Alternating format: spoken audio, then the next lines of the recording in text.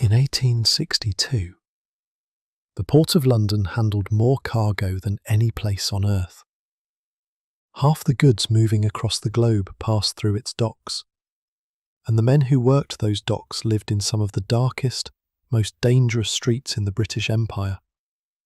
Tonight, you're one of them. Here's what it was really like to survive in Victorian London's Docklands. As you get comfortable and the lights go down, I'd love to know where in the world you are drifting off from tonight. It is always grounding to see how many of us are here, sharing this quiet moment across different time zones. If you want to return to this space for our next story, you are very welcome to join the channel. Now, get comfortable, adjust your pillow, pull your blanket a little closer, because where we're going, comfort is a distant memory. Where we're going, a warm bed and a full stomach are luxuries that most people will never know. You're about to become Daniel Webb. 23 years old, born in a village in Kent you'll never see again. Your father died of consumption when you were 15. Your mother followed 2 winters later, worn down by grief and work and the slow grind of poverty. You've been working other men's farms ever since, sleeping in barns, eating what you could scrounge, watching the years slip past with nothing to show for them. Then your Uncle Billy wrote from Maidstone, told you about the docks, told you about the money a strong young man could make loading and unloading ships, told you about opportunities, about a future. So you sold everything you owned that was worth selling. You walked to Rochester. You paid 3 shillings for passage on a river barge heading up the Thames. And now, in the grey light of an April morning in 1862, you're standing on the deck of that barge as it rounds the great bend of the river at Greenwich. And for the first time in your life, you're looking at London. Nothing could have prepared you for this. The river stretches out before you like a highway of brown water, impossibly wide, choked with traffic. Ships everywhere. More ships than you've ever seen in your life, more ships than you knew existed. Massive wooden vessels with masts that seem to scrape the grey sky. Smaller boats darting between them like water insects. Steam tugs belching black smoke. Barges piled high with coal, with timber, with bales of cotton and crates of goods from places you can't even pronounce. And the docks themselves. Good God, the docks. You'd heard stories. Everyone in your village had heard stories about the London docks. Your uncle told you about them on winter nights by the fire, his empty sleeve pinned to his shoulder, his eyes going distant with memory. The East India Company started using these waters back in 1614, he said, anchoring their trading vessels at Blackwall. 250 years of ships coming and going. 250 years of men building fortunes and breaking their backs. The West India Docks, he said, the London Docks, the East India Docks, the Victoria Dock, newest and largest of them all. Names that meant nothing to you then. Names that will mean everything to you soon. But seeing them is something else entirely. Massive walls of dark brick rise up from the waterline, stretching back further than you can see. Warehouses 5, 6 stories tall, their windows like dead eyes staring out at the river. Cranes like giant metal insects, swinging loads through the air with a screech of chain and pulley. The constant clatter and crash of cargo being moved. Men swarming everywhere, thousands of them, tens of thousands. An army of workers, moving goods from every corner of the British Empire. The smell hits you next. It's not one smell, it's everything at once. The muddy brown stink of the river, thick and organic, carrying centuries of London's waste. The sharp bite of coal smoke from 100 chimneys. Something sweet and rotting, maybe from the sugar warehouses. Something chemical, acrid, that burns the back of your throat. And underneath it all, the salt tang of the sea, carried upriver on the wind. You breathe through your mouth, but you can taste it anyway. The barge bumps against the stone stairs at Wapping, and the bargeman jerks his thumb toward the shore. Off you go, lad. Welcome to the greatest city in the world. You shoulder your canvas bag, everything you own in the world stuffed inside, and you step onto the slick stone steps. They're worn smooth by centuries of feet. You climb up toward the street, and London swallows you whole. The noise is overwhelming. Voices shouting in a dozen accents, the clatter of iron wheels on cobblestones, the screech of pulleys, the crash of cargo, the bark of dogs, the cry of seagulls overhead, a child screaming somewhere, men arguing, someone laughing, a bell ringing, all of it layered on top of itself until it becomes a kind of roar, a living sound that never stops. You press yourself against a brick wall just to catch your breath, just to get your bearings. You're on Wapping High Street. At least, that's what the faded sign on the corner says. The street is narrow, barely wide enough for a cart to pass, and the buildings crowd in on either side like they're trying to squeeze you out. 4 stories, 5 stories tall. Windows black with soot. Laundry strung between them on sagging lines. The cobblestones beneath your feet are slick with something you don't want to examine too closely. The people. You've never seen so many people. Never imagined so many people could exist in one place. They stream past you in both directions, shouldering through the crowds, everyone moving with purpose, everyone going somewhere.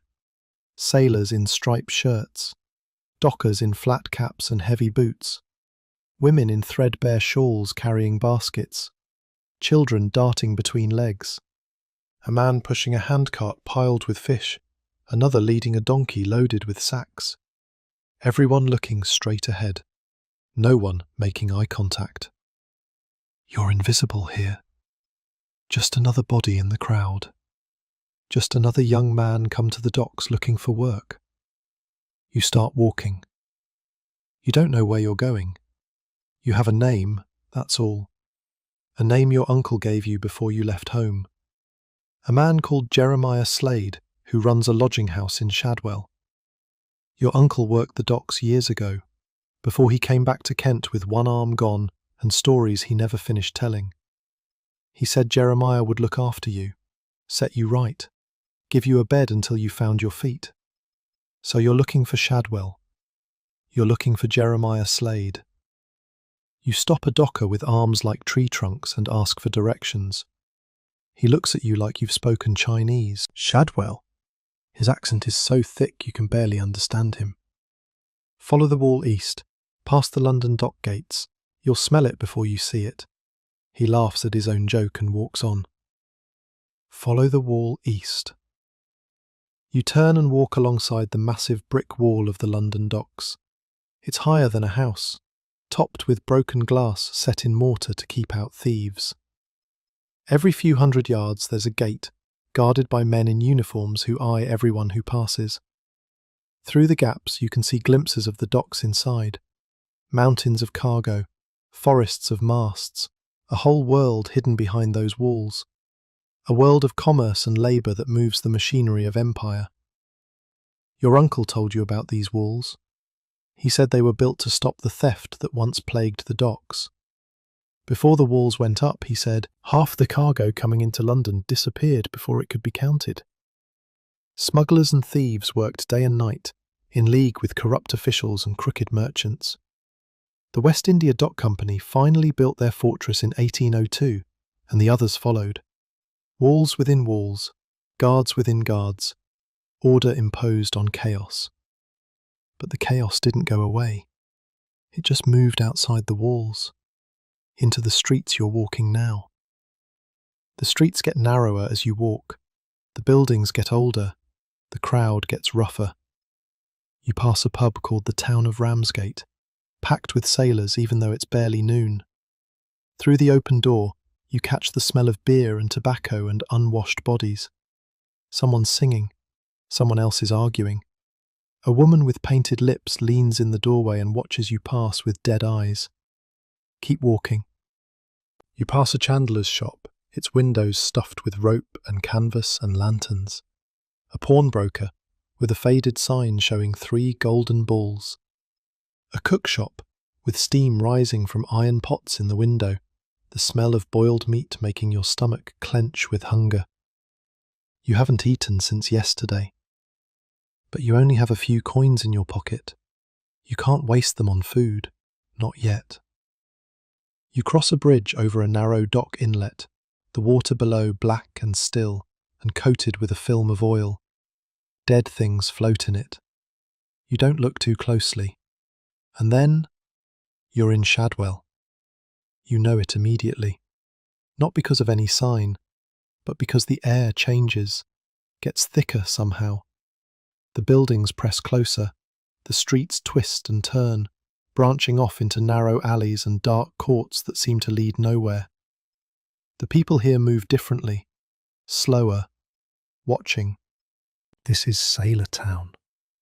This is where the men who come off the ships live and drink and spend their wages. This is where fortunes disappear in a single night, where young men arrive with pockets full of pay and leave with nothing but the clothes on their backs. Every other building seems to be a pub or a boarding house or something even less respectable. Women stand in doorways watching the street.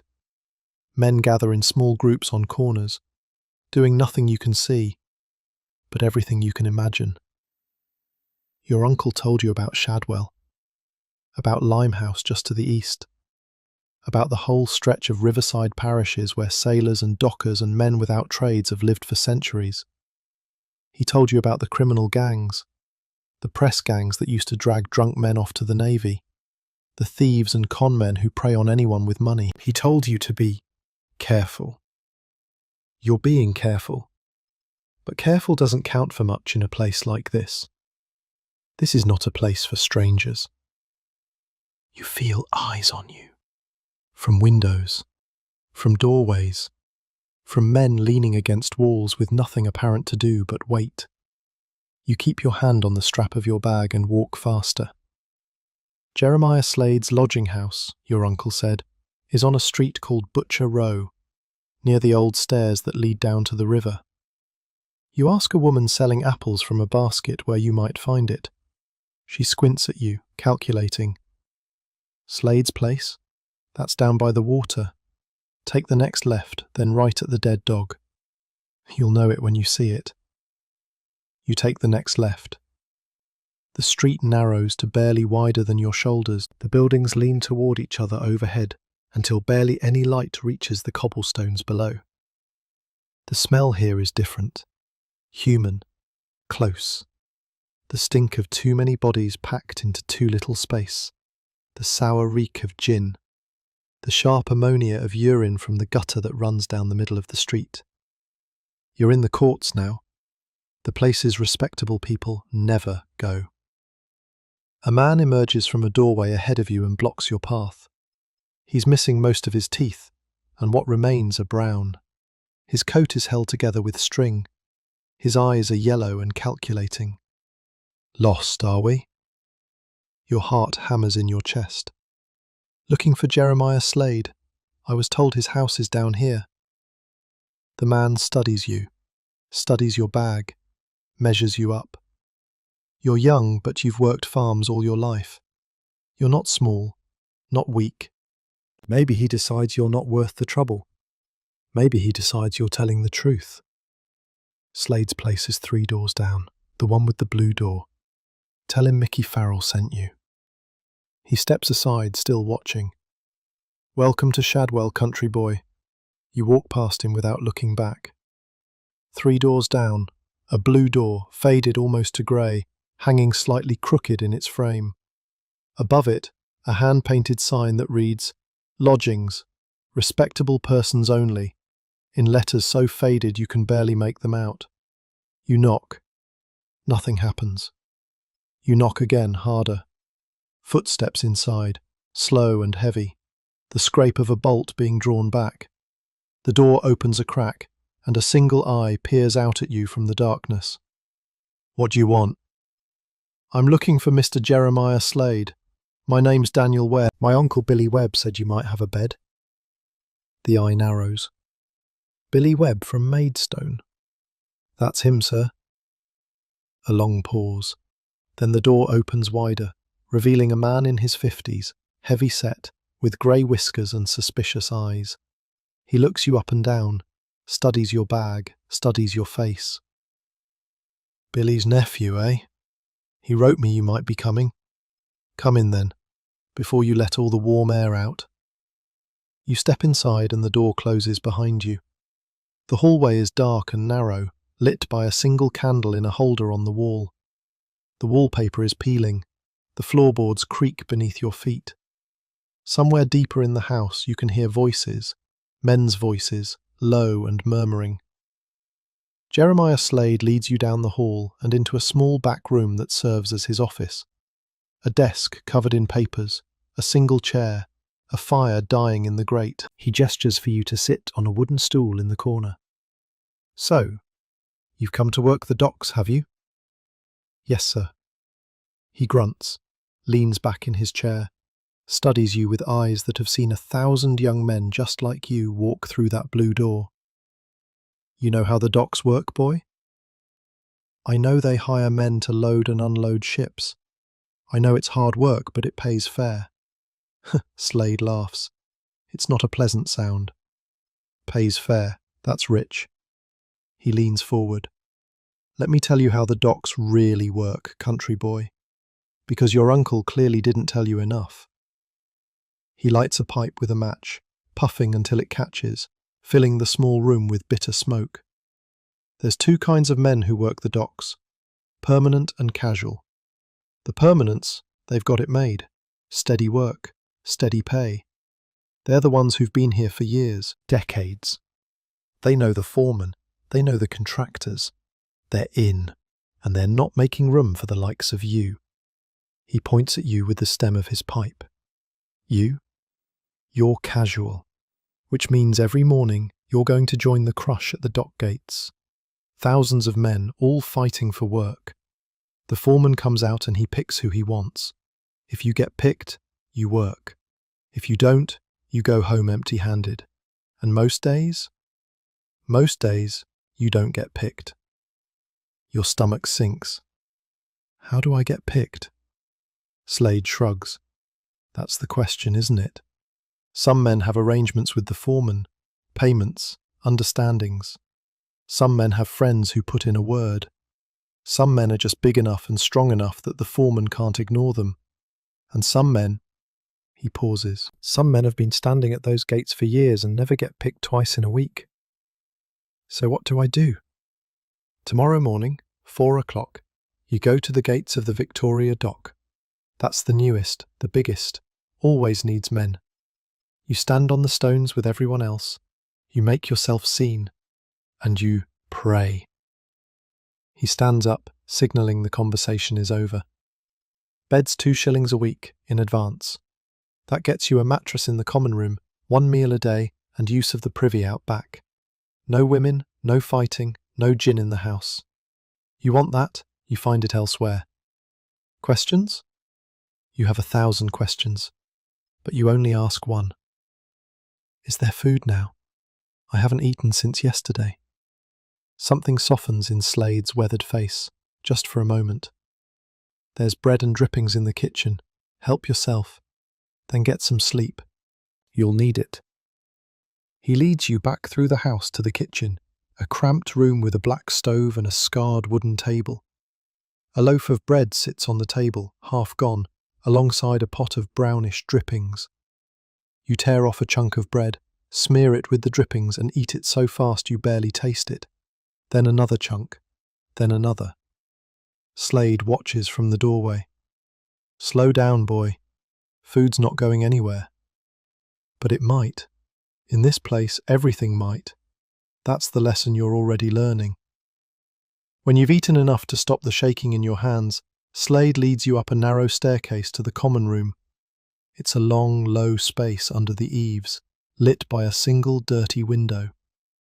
A dozen mattresses line the walls, most of them occupied by men in various states of sleep. The air is thick with the smell of bodies, of sweat, of the sour exhalations of men who work too hard and eat too little. "That one's yours." Slade points to an empty mattress in the corner. "Get some sleep. I'll wake you at 3:30. 3:30. That gives you maybe 8 hours. You haven't slept in a real bed in 3 days. You haven't slept indoors in a week. You drop your bag beside the mattress and lower yourself onto it. It's thin, lumpy. Something rustles inside it that you don't want to think about. But it's flat, and it's horizontal, and that's all you need right now. You lie on your back and stare at the ceiling. Through the dirty window you can see a slice of grey London sky. Somewhere outside the city roars on. The docks never sleep. The work never stops. Ships coming and going. Cargo being moved. Money being made. And tomorrow, you're going to be part of it. Tomorrow, you're going to stand at those gates with thousands of other men and pray that someone picks you, that someone gives you a chance. This is your life now. This is the London Docklands in 1862, the greatest port in the world, the heart of an empire. Every day, ships arrive from India, China, Australia, Africa, the Americas. They bring tea and silk and spices and sugar and timber and cotton. They bring wealth beyond imagining, and they need men to move it all. Men like you. Tomorrow, you'll find out if you have what it takes. Tomorrow, you'll stand at the dock gates with thousands of other desperate men and find out if this new life is going to work out, or if you've made the worst mistake of your existence and you're lying on a mattress full of bedbugs in a lodging house in Shadwell, listening to the snores of strangers, trying not to think about what happens if no one ever picks you. Trying not to think about what happens if you end up like so many others, drifting from one casual job to the next, never quite getting ahead, never quite making it, slowly sliding down until there's nowhere left to fall. But that's a problem for tomorrow. Right now, for the first time in days, you're warm, you're dry, you're fed, you have a roof over your head and a place to sleep. In the Docklands, that makes you one of the lucky ones. Your eyes grow heavy. The sounds of the city fade to a distant murmur. Outside somewhere, a woman is singing, a man is shouting, a baby is crying. The endless symphony of London's poorest neighbourhoods, playing on through the night as it has for centuries. But it all seems very far away now, very small, very unimportant. The mattress stops feeling quite so lumpy. Your body, exhausted from days of travel, finally lets go. The tension drains out of your shoulders, your back, your legs. You sink deeper into the thin mattress, and the darkness behind your eyelids grows soft and welcoming. And just before sleep takes you, you hear the bells of some distant church chiming the hour. St. George in the east, probably, or maybe St. Anne's in Limehouse. Churches that have watched over these streets for generations. 8 o'clock. You have 7.5 hours until your new life begins. 7.5 hours until you find out what kind of man you really are. The darkness pulls you under, and you let it. Someone is shaking your shoulder. Up. Get up. It's time. You open your eyes to darkness. Complete darkness. For a moment you don't know where you are. Then the smell hits you. Bodies, sweat, the sour reek of the lodging house. And it all comes rushing back. London, the docks, Jeremiah Slade. Move yourself, country boy. Gates open at 5. You want to be there by 4. You sit up on the thin mattress, every muscle in your body screaming. The floor is cold beneath your feet. Around you, other men are stirring, coughing, muttering. Someone lights a candle, and the room fills with flickering shadows. You pull on your boots in the dark, grab your cap, your coat, leave your bag tucked under the mattress. Nothing in it worth stealing, but you hide it anyway. Old habits. Downstairs, Slade is waiting by the door with a tin cup of something hot. Tea, maybe, or just hot water with something brown in it.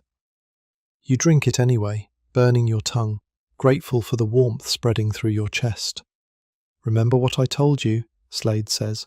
Victoria Dock, east along the commercial road. Follow the crowd. You'll find it. You nod. Your throat is too dry to speak. And Daniel, Slade's hand on your arm, just for a second. Don't let them see you're green. Stand tall. Look like you belong. That's half the battle. Then you're out the door, into the street, into the darkness. The cold hits you like a fist. April in London. Not quite winter, not quite spring. A damp cold that seeps into your bones and settles there. Your breath clouds in front of your face. The cobblestones are slick with dew, or something else. You don't look down. You're not alone. Men are emerging from doorways all along the street, from lodging houses, from tenements, from cramped rooms above shops. They move in silence mostly, shadows flowing through shadows, all heading the same direction, east, toward the docks. You fall in with the crowd, let them carry you along. Nobody speaks, nobody looks at anyone else. Just men walking through the darkness, each one alone with his thoughts, his fears, his desperate hope that today will be the day. Some of these men have been doing this for years, decades. You can see it in the way they walk, the set of their shoulders, the blank expressions on their faces. They know what's coming. They've done this 1,000 times before. Wake in the dark, walk in the cold, fight for a chance to work, go home empty-handed more often than not. This is what your life is now. This is what you've chosen. The streets widen as you walk. The buildings get newer, bigger. You pass factories that haven't started their morning shift yet, their chimneys cold and silent, warehouses locked up tight behind iron gates. A railway line, the tracks gleaming dully in the faint light from a gas lamp. The smell of coal and iron and something chemical you can't identify. And then you see them. The gates. The Victoria Dock gates rise up out of the darkness like the entrance to some kind of fortress. Iron and stone, massive. And in front of them, a crowd. No, not a crowd. A mob. Hundreds of men, maybe thousands, packed together in the space before the gates, shoulder to shoulder, jostling and shoving. The noise hits you before you even get close. The murmur of voices, the shuffle of boots on stone, the occasional shout, the cough and spit of men who've been standing in the cold for hours. You push your way into the edge of the crowd and stop. You can't go any further. The bodies are packed too tight. Men press against you from all sides. You can smell their breath, feel their body heat. Somewhere up ahead, you can see torches burning, but you can't see what they're illuminating. First time, the voice comes from beside you. You turn. A man about your age, maybe a year or two older. Thin face, sharp eyes, a cap pulled low over his forehead. That obvious? He grins. You've got that look, like a sheep that's wandered into a wolf den. He sticks out his hand. I'm Ned Holloway. Daniel Webb. His handshake is quick and firm. Stick close to me, Daniel Webb. I'll show you how this works. The crowd shifts, surges forward. You're carried along with it, helpless as a leaf in a river. Someone's elbow catches you in the ribs. Someone else steps on your foot. You grit your teeth and push back, trying to hold your ground. Easy, Ned says. Save your strength. The real fight's coming. What do you mean? But before he can answer, a shout goes up from somewhere near the gates. The crowd surges again, harder this time. Men are shoving now, really shoving. You see one man go down and disappear under trampling feet. Here we go, Ned mutters. Stay on your feet. Whatever happens, stay on your feet. The gates are opening. You can't see them from here, but you can hear the grinding of iron on stone. The crowd pushes forward like a living thing, a single organism with 1,000 desperate hearts. You're swept along with it, fighting for every inch of ground, trying not to fall, trying not to get crushed. And then, somehow, you're at the front. A wooden platform has been set up just inside the gates. On it stands a man in a bowler hat and a heavy coat. The foreman. He's got a list in one hand and a cane in the other, and he's surveying the crowd below him like a farmer surveying livestock at market. This is the call on. This is where your fate gets decided. Behind the foreman you can see glimpses of the dock itself, mountains of crates, the masts of ships, men already at work, the lucky ones, the permanent staff who don't have to go through this ritual every morning. They've got steady jobs, steady pay, steady lives, everything you want, everything that seems impossibly far away right now. Right then, the foreman shouts. His voice cuts through the noise like a knife. I need 50 men. 50. No more. Sugar warehouse. Hard work. Full day. 3 and 6. 3 shillings and sixpence. A full day's wages. Enough to pay for your bed, your food, and still have something left over. Enough to survive another week. Enough to matter. The crowd erupts. Men are screaming now. Screaming and waving their arms and pushing forward, trying to get the foreman's attention. You're pushed and shoved from every direction. An elbow catches your jaw and you taste blood. Someone grabs your coat and tries to pull you back, and you spin around and shove them away. Me! Over here! Pick me! I've got experience, 20 years. Please, sir, I've got children. The foreman points with his cane. 1 man, 2, 3. Each one pushes forward through the crowd to climb the platform and disappear through the gates. Lucky. Chosen. Saved. You're waving your arms. You're shouting. You're doing everything the men around you are doing, but the foreman's eyes pass over you like you're not even there. 10 men chosen. 20. 30. Come on, Ned mutters beside you. He's waving too, but there's something practiced about it, something strategic. He's not just flailing, he's making eye contact, standing taller, making himself visible. 40 men. 45. The foreman's cane sweeps across the crowd, points, points, points. 50. That's it, the foreman shouts. 50 men. The rest of you clear off. Try again tomorrow. The gates slam shut. And just like that, it's over. You stand there, stunned. Your arms are still raised. Your mouth is still open. Around you, men are drifting away. Some of them cursing under their breath. Some of them silent, their faces carved from stone. Some of them just standing there with the same blank look you imagine is on your own face. A few are crying. Grown men. Crying like children, because they didn't get picked and their families won't eat tonight. You didn't get picked. You came all the way from Kent. You sold everything you owned. You slept on a mattress full of bugs. And you didn't get picked. The foreman didn't even look at you. Not once. You were screaming, waving, doing everything you could to get his attention. And he looked right through you, like you were made of glass. Don't take it personal. Ned is still beside you, hands shoved in his pockets, breath steaming in the cold morning air. Nobody gets picked their first time.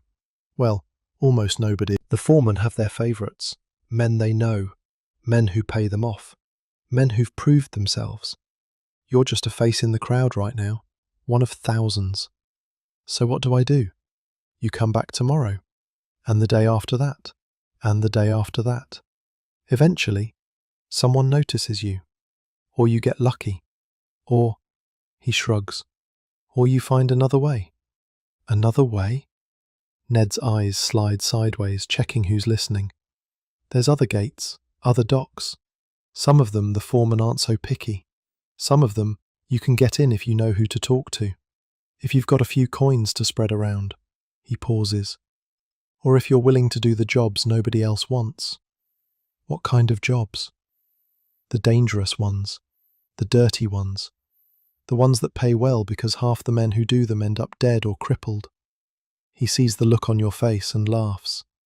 Relax, country boy. I'm not saying you should do it, just telling you how things work down here. The crowd has mostly cleared now, A few men linger by the gates, maybe hoping for a second call that isn't coming. The sky is starting to lighten in the east. Another day in London, another day without work. "Come on," Ned says. "I know a place that does a decent breakfast. Cheap too. You look like you could use it." You follow him away from the dock gates, through streets that are starting to come alive with the morning. Carts rattling past, shops opening their shutters, women heading to work in the factories, children playing in the gutters. The cookshop Ned leads you to is barely more than a hole in the wall. A counter, a few stools, a woman with arms like a blacksmith serving bowls of something grey and steaming. "Two," Ned says, dropping coins on the counter. "And bread." The woman slides 2 bowls across. Porridge, you think, or something like it. There's a lump of something in it that might be meat. You don't ask questions, you just eat. "So," Ned watches you shovel the food into your mouth. "Where'd you come from?" "Before London, I mean." "Kent. Little village near Maidstone. Worked on farms mostly." "Family?" "Dead. All of them." Ned nods like this is the most normal thing in the world. In the Docklands, maybe it is. "I'm from Whitechapel myself, born and bred. My old man worked the docks, his old man before him. Stevedores, both of them. Good steady work." He stares into his empty bowl. "Then the companies started bringing in their own men, cutting deals with contractors, squeezing out the independents. My old man lost his place, went casual, drank himself to death inside of 3 years." He looks up. "I've been standing at those gates since I was 14. 8 years now." "8 years? And you're still casual?" "It's not easy to get permanent. The foremen, the contractors, they've got their men, their people, families that have been working the same docks for generations. You've got to prove yourself, got to be the best, the strongest, the most reliable, the one they can't do without." He shrugs. "Or you've got to know somebody, have connections, pay the right people. I don't have any of that, so I do what I can." You finish your porridge. The warmth spreads through your body, pushing back the cold that's settled in your bones. Outside, the street is getting busier, more men heading to more gates, more desperate faces. What happens now? Now? We try again. Different dock, different foreman. The London dock opens at 6, the West India at 7, East India after that.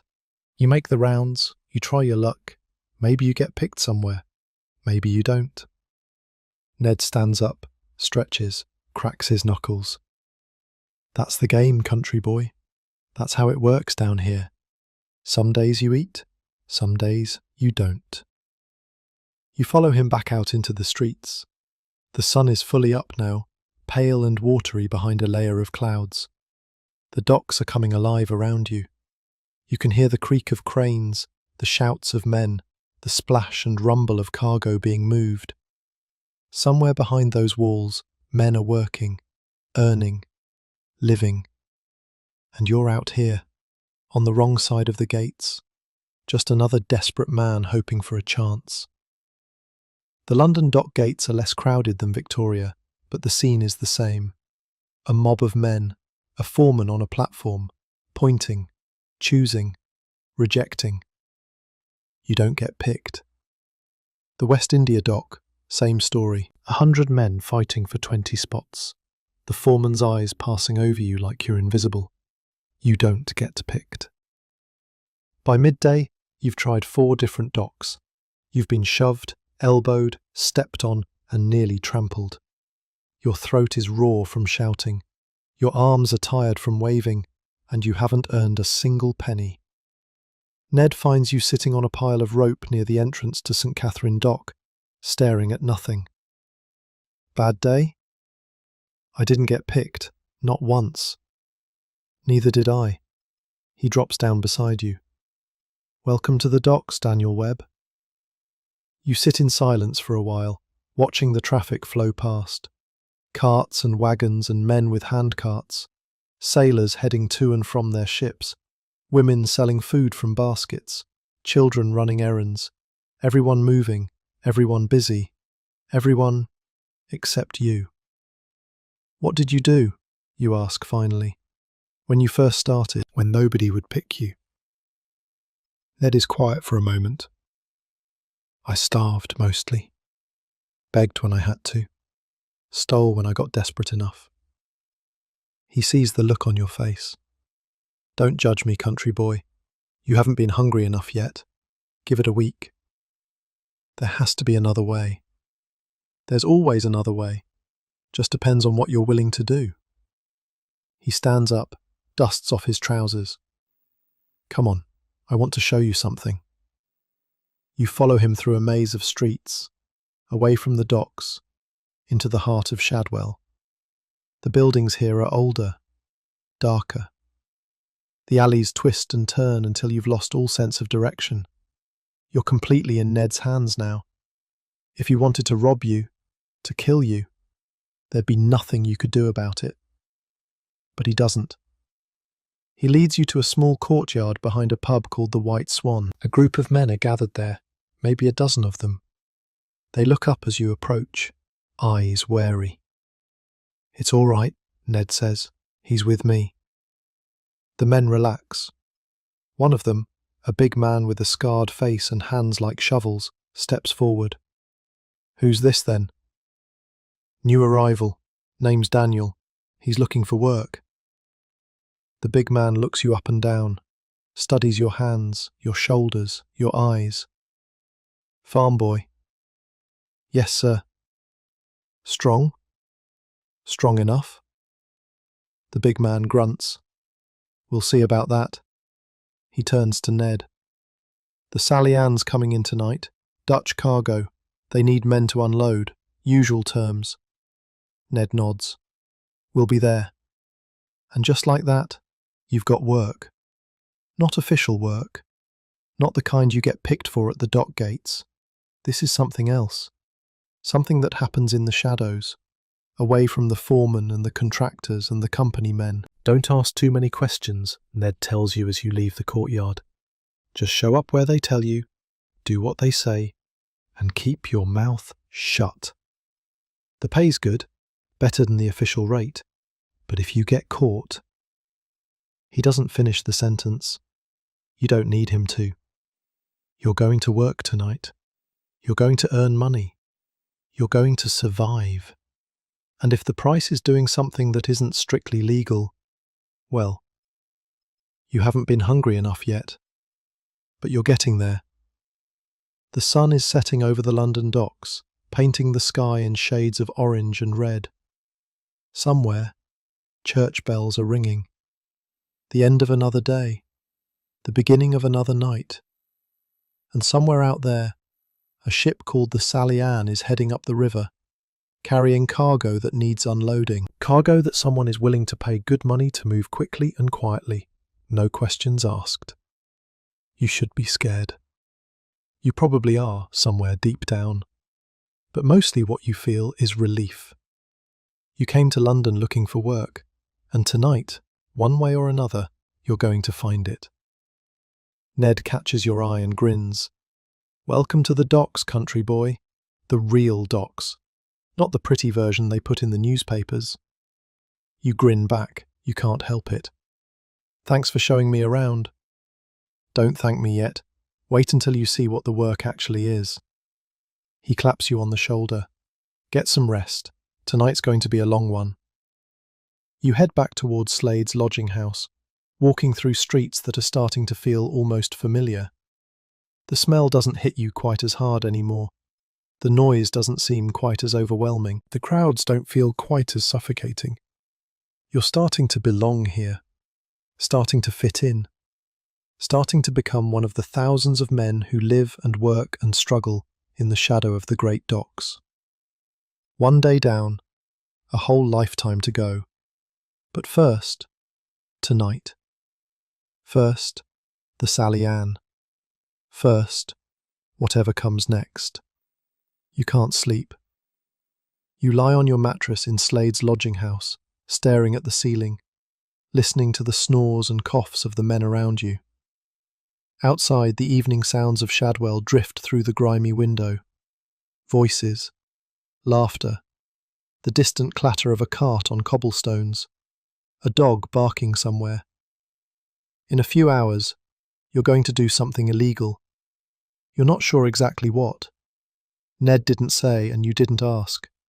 But you know it's not official. You know it's not the kind of work you get at the dock gates. You know that if you get caught, there will be consequences. And you're going to do it anyway.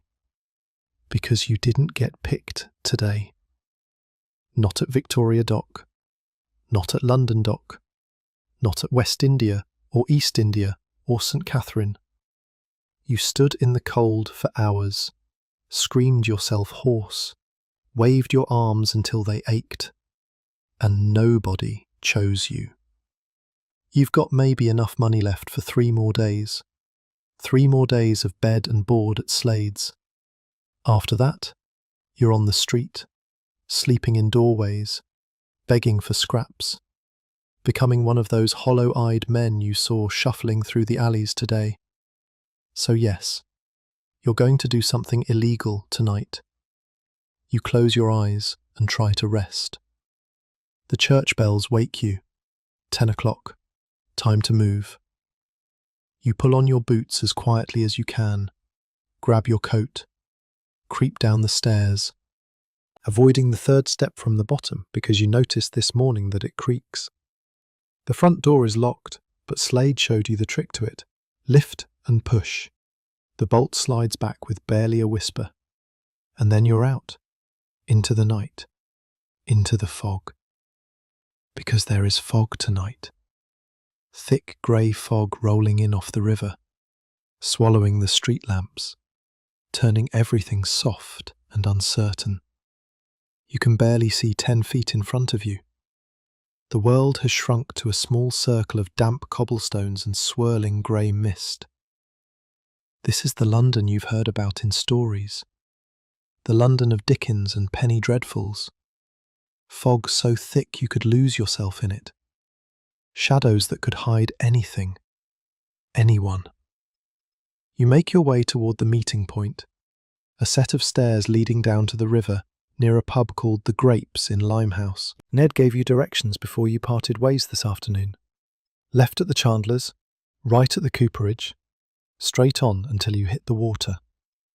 The pub itself is ancient.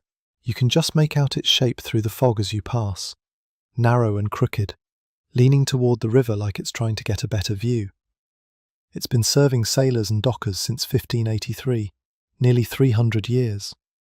They say Sir Walter Raleigh himself set sail from its narrow terrace when he left for the New World. You don't know if that's true, but standing here in the fog, looking at those crooked walls, you can believe almost anything. The streets are quieter now. Most of the respectable people have gone home, locked their doors, pulled their curtains against the night. The ones still out are the ones who do their business after dark. You pass a woman standing in a doorway, her face painted white with something that might be lead, her eyes following you as you walk. You pass 2 men huddled in conversation, their voices dropping to silence as you approach. You pass a drunk slumped against a wall, singing something sad and tuneless to himself. Keep walking. Don't look back. Don't make eye contact. Don't give anyone a reason to notice you. The fog gets thicker as you approach the river. You can smell it now, that brown, organic stink of the Thames, mud and sewage and decay, mixed with the salt tang of the sea. The fog seems to carry the smell, to wrap it around you like a wet blanket. You find the stairs, stone steps leading down into darkness, slick with moisture and something green and slippery that you don't want to think about. At the bottom, a narrow strip of muddy shore, the river lapping softly against it, and shapes in the fog.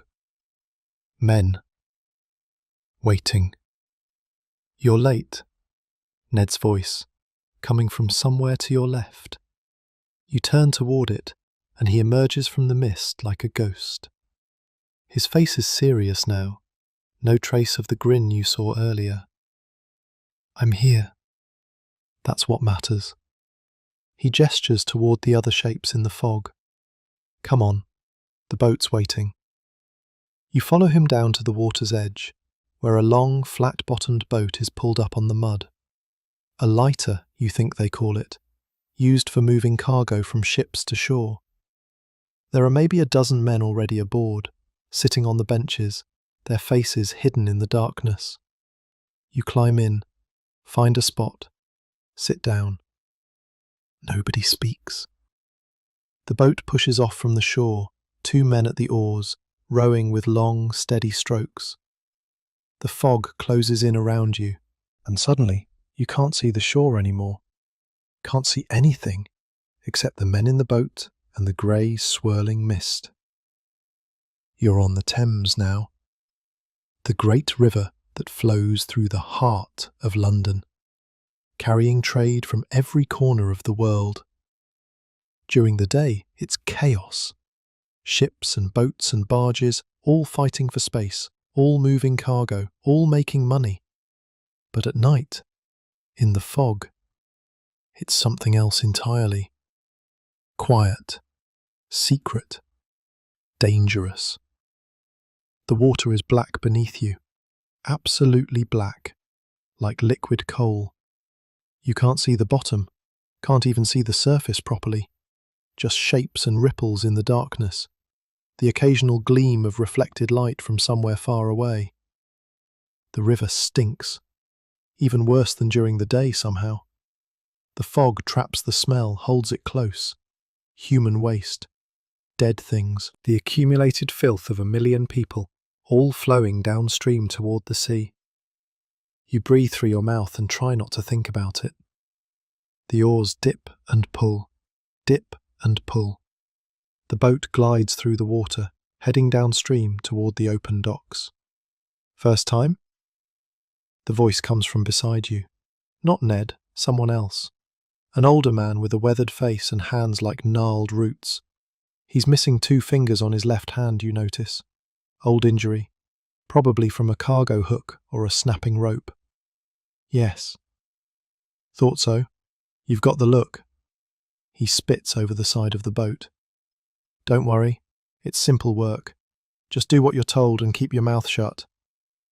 What exactly are we doing? The old man laughs. It's not a pleasant sound. We're unloading a ship, son. Same as any docker. Just unofficial-like. Smuggling? That's an ugly word. I prefer to think of it as private enterprise. He laughs again. The companies charge fees to unload cargo. Customs takes its cut. Everyone's got their hand in the till. We just skip a few steps. Get the goods to where they need to go without all the fuss. You think about this, about what it means, about what happens if you get caught. The police? The river police, you mean? The old man shrugs. They're around. Got a station up at Wapping. Been there since 1798, if you can believe it.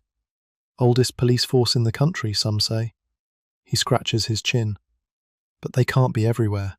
Can't watch every ship. Can't patrol every stretch of river. And on a night like this? He gestures at the fog. They can't see any better than we can. You think about this. About the river police in their boats, trying to keep order on a river that's been home to smugglers and thieves for centuries. About the dock companies with their walls and guards and customs officers. About all the official procedures designed to stop exactly what you're about to do. And about how none of it matters. Not really. Because the river is too big, the fog is too thick, and there are too many men willing to take the risk for a few extra coins. The boat continues downstream. You can hear other sounds now. The creak of ships at anchor, the slap of waves against hulls. Somewhere, a bell is ringing. A ship's bell, marking the watch. Voices call out in the fog, words you can't quite make out. Could be other boats like yours. Could be the police. Could be nobody at all. Just the river playing tricks with sound. Nobody in your boat speaks. Nobody moves unnecessarily. Everyone just sits and waits and listens to the oars dipping and pulling through the black water. And then, looming out of the mist, a ship. The Sally Ann. You can just make out the name painted on her bow, illuminated by a single lantern hanging from the deck. She's a merchant vessel, maybe 100 feet long, riding low in the water, heavy with cargo. Your boat pulls alongside. Ropes are thrown down. Men scramble up a ladder to the deck. You follow, your hands slipping on the wet rungs, your heart pounding in your chest. The deck is chaos. Men everywhere, moving crates, lowering them over the side on ropes, passing packages hand to hand down into the waiting lighters below. Everyone working fast, working quiet, working by the light of a few carefully shielded lanterns. You, farm boy. The voice belongs to the big man from the courtyard, the one with the scarred face and the hands like shovels. He shoves a canvas sack into your arms. Take this down to the lighter. Come back for more. Don't drop it. Don't open it. Don't ask what's in it. The sack is heavy, 30, maybe 40 pounds. You can feel something shifting inside, something that clinks and rattles. You don't ask what it is. You carry it to the rail, hand it down to the men waiting below, climb back up for another one. The work is hard, harder than anything you've done before, even on the farms back in Kent. The sacks are heavy, and they keep coming, one after another, after another. Your arms are burning within the first hour. Your back is screaming. Sweat runs down your face despite the cold, soaking into your collar, stinging your eyes. The deck is slippery with dew and spilled something. You nearly fall twice, catch yourself on the rail, keep going. A man beside you isn't so lucky. He goes down hard, twists his ankle, has to be helped to the side. Nobody stops working. Nobody even pauses. The cargo keeps moving. Your hands are raw by midnight, blisters forming on your palms, breaking open, weeping fluid that mixes with the grime on the sacks. You wrap strips torn from your shirt around them, keep working. The pain becomes background noise, something you're aware of but no longer paying attention to. This is what survival feels like. This is what it costs. But you don't complain. You don't slow down. You just keep working. Because this is what you came to London for. This is what you need to survive. The hours blur together. Carry, lower, climb, repeat. The fog swirls around the ship. The lanterns flicker. Men grunt and curse under their breath. Somewhere, a church bell chimes midnight. Then 1, then 2. By 3 in the morning, the Sally Ann is empty. Or at least, the parts of her cargo that matter are empty. The official cargo, the stuff that will be unloaded tomorrow at the dock gates by official dockers with official paperwork, that's still in the hold. But the other stuff, the stuff that doesn't appear on any manifest, that's gone. Good work, farm boy. The big man is beside you, pressing coins into your hand. You don't count them, not here, not now. You just shove them in your pocket and nod. Same time tomorrow? The big man studies you for a moment. Then he nods. Same time tomorrow, if you want it. You want it. You climb back down into the lighter. The boat pushes off, heading back upstream, back toward Limehouse. Back toward the stairs that lead up to the streets you're starting to know. The fog is lifting now. You can see glimpses of the sky, grey with approaching dawn. The first hints of light are appearing in the east. Another day coming. Another morning at the dock gates. But first, you need sleep. Real sleep. The sleep of a man who's worked hard and earned his pay.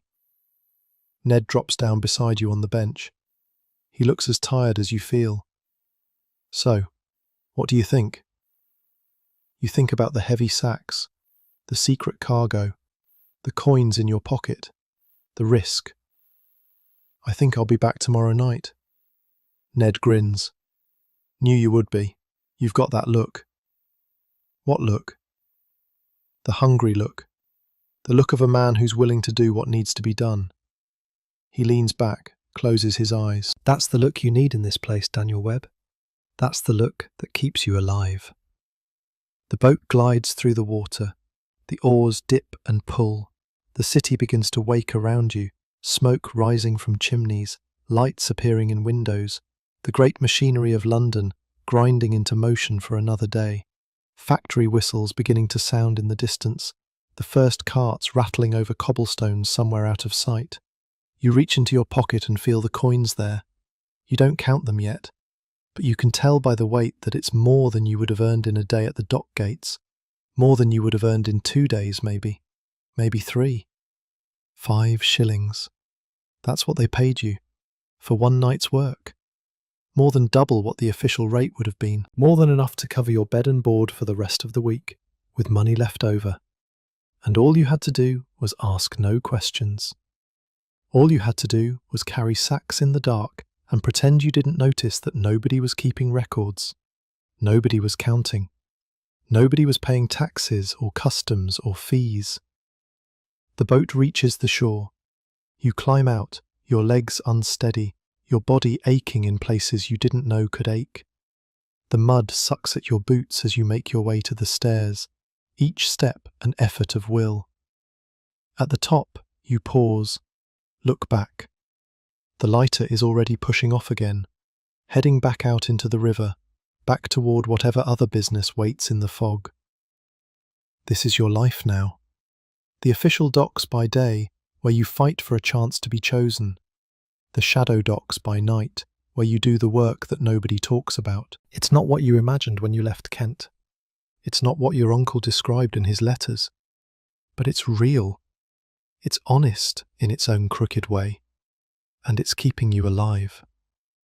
You make your way back to Slade's lodging house. The streets are still quiet, but you can see the first workers beginning to emerge from their doorways.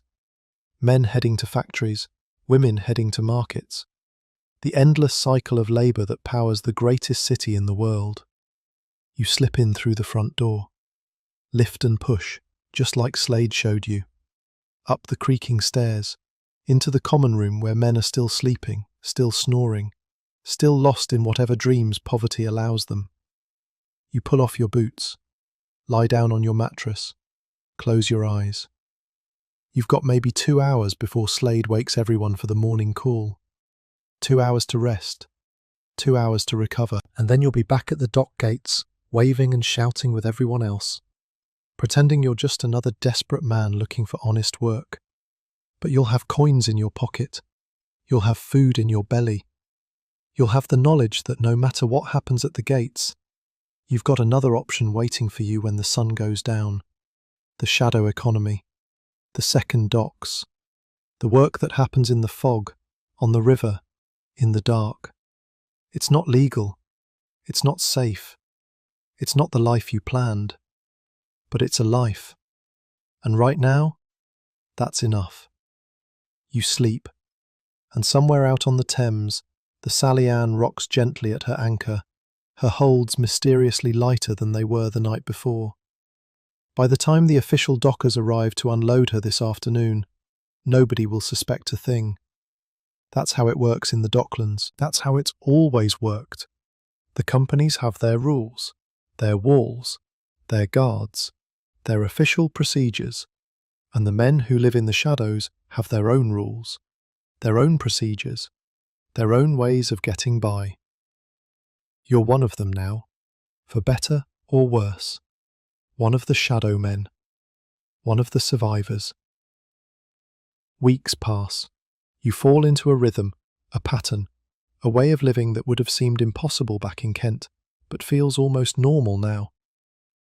Mornings at the dock gates, standing on the stones with hundreds of other men, waving and shouting, hoping to be chosen. Most days you're not. The foremen have their favourites, their regulars, their men who slip them coins under the table.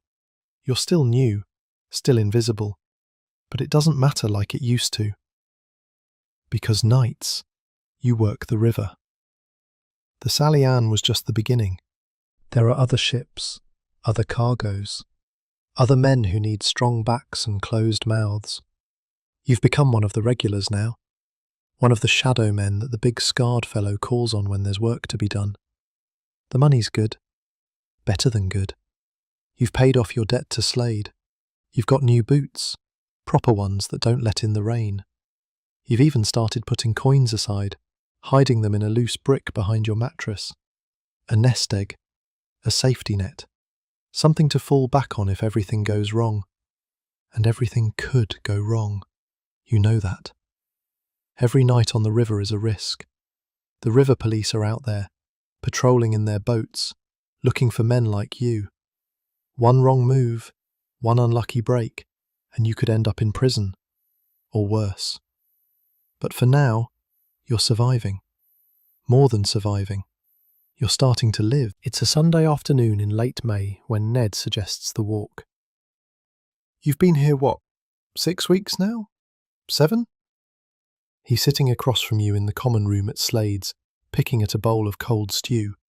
And you still don't know the neighbourhood? Not really. You go from here to the docks and back again. That's it. I know enough. You don't know anything. He pushes the bowl away. Come on, I'll show you around, give you the grand tour. You don't have anything better to do. The docks are closed on Sundays, even for casual men. No work tonight either. The moon is too bright, Ned says, too risky. So you've got a rare day off, and nothing to fill it with. Fine. Show me your grand tour. Ned grins. You're going to love this. You walk east from Shadwell, into streets you've only glimpsed from a distance. The buildings here are older, more decrepit. Some of them look like they've been standing since the reign of the first Elizabeth. Timber frames black with age, walls that lean at angles that don't seem possible, windows so small and dirty that you can't see what's behind them. This is Ratcliffe, Ned says, or what's left of it. What happened to it? Time, fire, poverty. He shrugs. This used to be the heart of everything. Shipbuilders, merchants, sailors from every corner of the world. They launched vessels from here that sailed to Virginia, to India, to the ends of the earth. He kicks at a loose cobblestone. That was a long time ago. You walk down a street that seems too wide for the cramped buildings on either side. A main thoroughfare once. Now it's lined with pubs and lodging houses and shops that sell everything from rope to rum to things you'd rather not think about. They used to call this Ratcliffe Highway, Ned says. Most dangerous street in London, they said. Maybe the most dangerous street in the world. Sailors would come off their ships with months of pay in their pockets, and by morning they'd have nothing. Robbed, beaten, killed sometimes. He pauses in front of a pub with a faded sign. They changed the name a few years back. Thought it might help clean up the reputation. It didn't. The pub door opens, and a man stumbles out, drunk despite the early hour. He bumps into Ned, mutters something unintelligible, and weaves off down the street. Charming place, you say. It has its moments. You keep walking. The street curves and dips, following the line of the river somewhere to your right. You can smell it. You can always smell it. Ned stops at a corner and points down a narrow alley. See that building at the end? The one with the red door? You squint. What about it? That's an opium den, one of a few around here. The Chinese run most of them. Sailors come in, lie down on a mat, smoke a pipe, forget their troubles for a few hours. He shakes his head. I've seen men go in there and never come out. Not dead, just gone. Lost in the smoke. Spending every penny they earn on the next pipe. You've heard about opium. Everyone has. It's in half the medicines sold in chemist shops. But this is different. This is the pure stuff. Straight from China. Smoked in dark rooms by men who've given up on everything else. Have you ever? Once. Ned's voice is flat. Once was enough. I saw things. Felt things. And then I woke up 2 days later with no memory of where I'd been or what I'd done. He starts walking again. Stay away from it, Daniel. Whatever else you do in this place. Stay away from the pipe. You walk on. Past more pubs. Past lodging houses with signs in languages you can't read. past groups of men standing on corners, watching you pass with eyes that measure and calculate. The people here are different from the ones in Shadwell. Darker skin, some of them. Different clothes. Different languages drifting from open windows. You hear something that might be Chinese. Something else that sounds like it could be from somewhere in Africa. A burst of Yiddish from a group of men with long beards and black hats. It's everyone here, isn't it, you say? Everyone from everywhere. That's the docks for you. Ned waves a hand at the crowded street. Ships come in from India, from China, from the West Indies, from America. The crews come ashore. Some of them stay. They find lodgings. They find women. They have children. And those children grow up speaking two languages, belonging to two worlds. He shrugs. It's messy. It's complicated. But it works. Mostly. You pass a cook shop where a dark-skinned man is frying something that smells like nothing you've ever encountered.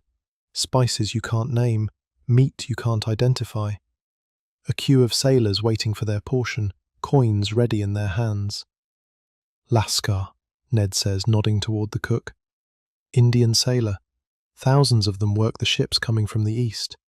Some of them settle here when they're too old to sail. Open shops, start families. He pauses. They're good people mostly. Work hard, keep to themselves. You watch the cook flip something in his pan, flames leaping up. The smell is extraordinary, strange and foreign and somehow deeply appealing.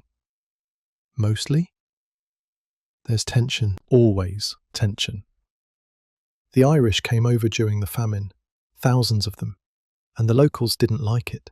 Said they were taking jobs, driving down wages. Same with the Jews coming from Russia. Same with the Chinese. He pauses. People are scared, Daniel. Scared of anything different. Scared of anyone who might take their place. You think about this. About the men at the dock gates fighting for work. About how quickly that fight could turn ugly if someone decided to blame the foreigners. Come on, Ned says. There's one more thing I want to show you. He leads you down toward the river, through a maze of alleys and courtyards, until you emerge onto a stretch of waterfront you haven't seen before. To your left, the great walls of the London docks. To your right, the river, grey and sluggish, dotted with boats. And in front of you, a pub. The Prospect of Whitby, Ned says. Oldest pub on the river, they say. Been here since before the docks were built, before the walls went up. Back when this was all just marshland and pirates and smugglers. The building is old, you can tell just by looking at it. Stone and timber, and windows that have been patched and repaired so many times they barely let in any light. A wooden balcony extends out over the water, supported by beams that look like they might collapse at any moment. They used to call it the Devil's Tavern, Ned continues, on account of the clientele, pirates, smugglers, thieves, the worst of the worst. He grins. Now it's just dockers and sailors, which might be the same thing, depending on who you ask. There's another pub downriver, he adds, the Gun at Cold Harbour, even older than this one. They say Lord Nelson used to meet his mistress Emma Hamilton in a private room upstairs. But that's not the interesting part. He lowers his voice. The smugglers used to land goods at its waterside and pass them through hidden tunnels under the building. There's a spy hole still there, and a secret staircase, built in the days when customs officers had to be watched as closely as the tides. You shake your head. Tunnels, secret staircases. It sounds like something from a penny dreadful. These pubs, Ned says, they've seen everything. Press gangs used to lurk in the shadows here, you know, waiting for drunk men to stumble out. They'd grab them, drag them down to the ships, and next thing you know, some poor sod who came in for a pint is halfway to the Caribbean, serving His Majesty's Navy whether he likes it or not. He taps the table. There's an old story about an innkeeper's wife from around here. She said they came in the night, 6 of them, and took her Jack to serve the king. She never saw him again. You step inside. The smell hits you first. Beer and tobacco and decades of spilled spirits soaked into the wooden floor. The ceiling is low and blackened with smoke. The walls are covered with old prints and paintings, ships and sailors and scenes from a London that no longer exists. There's a pewter bar running the length of the room, worn smooth by generations of elbows. Behind it, barrels stacked 3 high. A fire burning in a grate despite the mild weather.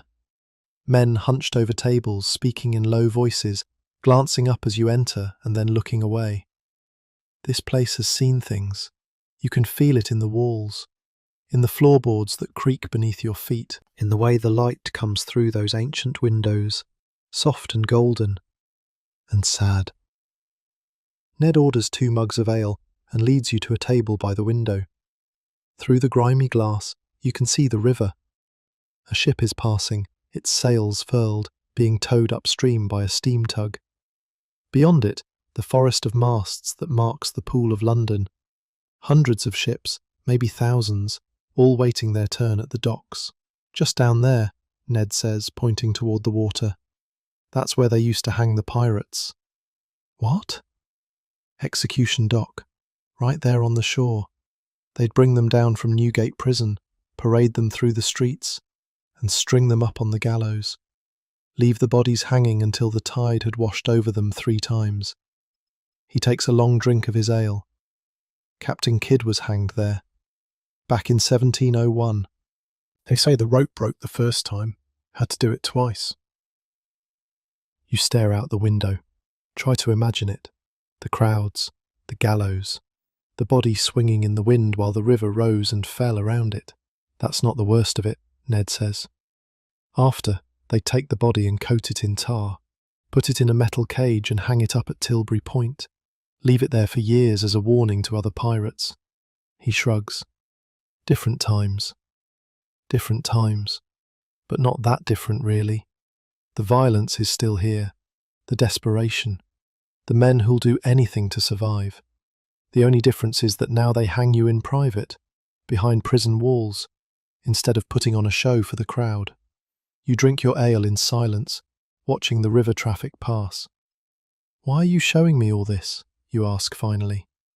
Ned looks at you, really looks at you, for the first time all day. Because you need to understand where you are, what this place is. He sets down his mug. The docks aren't just work, Daniel.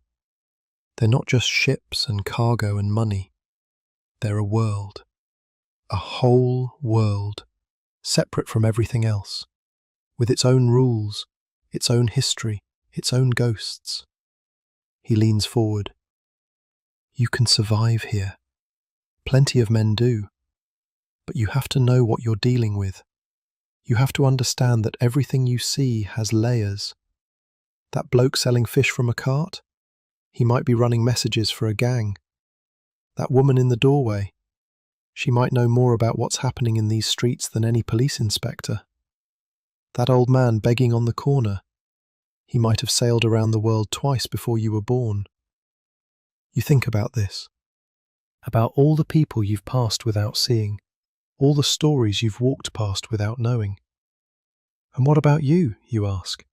What's your story? Ned laughs, but there's no humour in it. My story? My story is the same as everyone else's down here. Born in a cramped room above a shop. Father worked the docks until he couldn't anymore. Mother took in washing until her hands cracked and bled. I've been fighting for scraps since I could walk. He finishes his ale. There's nothing special about me, Daniel. Nothing special about any of us. We're just men trying to get by in a world that doesn't give a damn whether we live or die. The sun is starting to set. Through the window, the river has turned gold and orange, reflecting the last light of the day. Beautiful, almost, if you don't think too hard about what's floating in it. We should head back, Ned says. Slade doesn't like it when his lodgers miss supper. You stand up, take one last look around the pub, at the old prints on the walls, the low, blackened ceiling, the men drinking at the bar, their faces weathered by work and weather and time. This is your world now. These are your people, for better or worse. You follow Ned out into the evening, back through the maze of streets, back towards Shadwell and Slade's lodging house, and the mattress that's starting to feel almost like home. The walk back is quieter. You're both lost in thought. The streets are emptying as night approaches, people heading home or heading to whatever business the darkness brings. You pass a group of children playing in the gutter, Irish by the sound of them, barefoot despite the chill.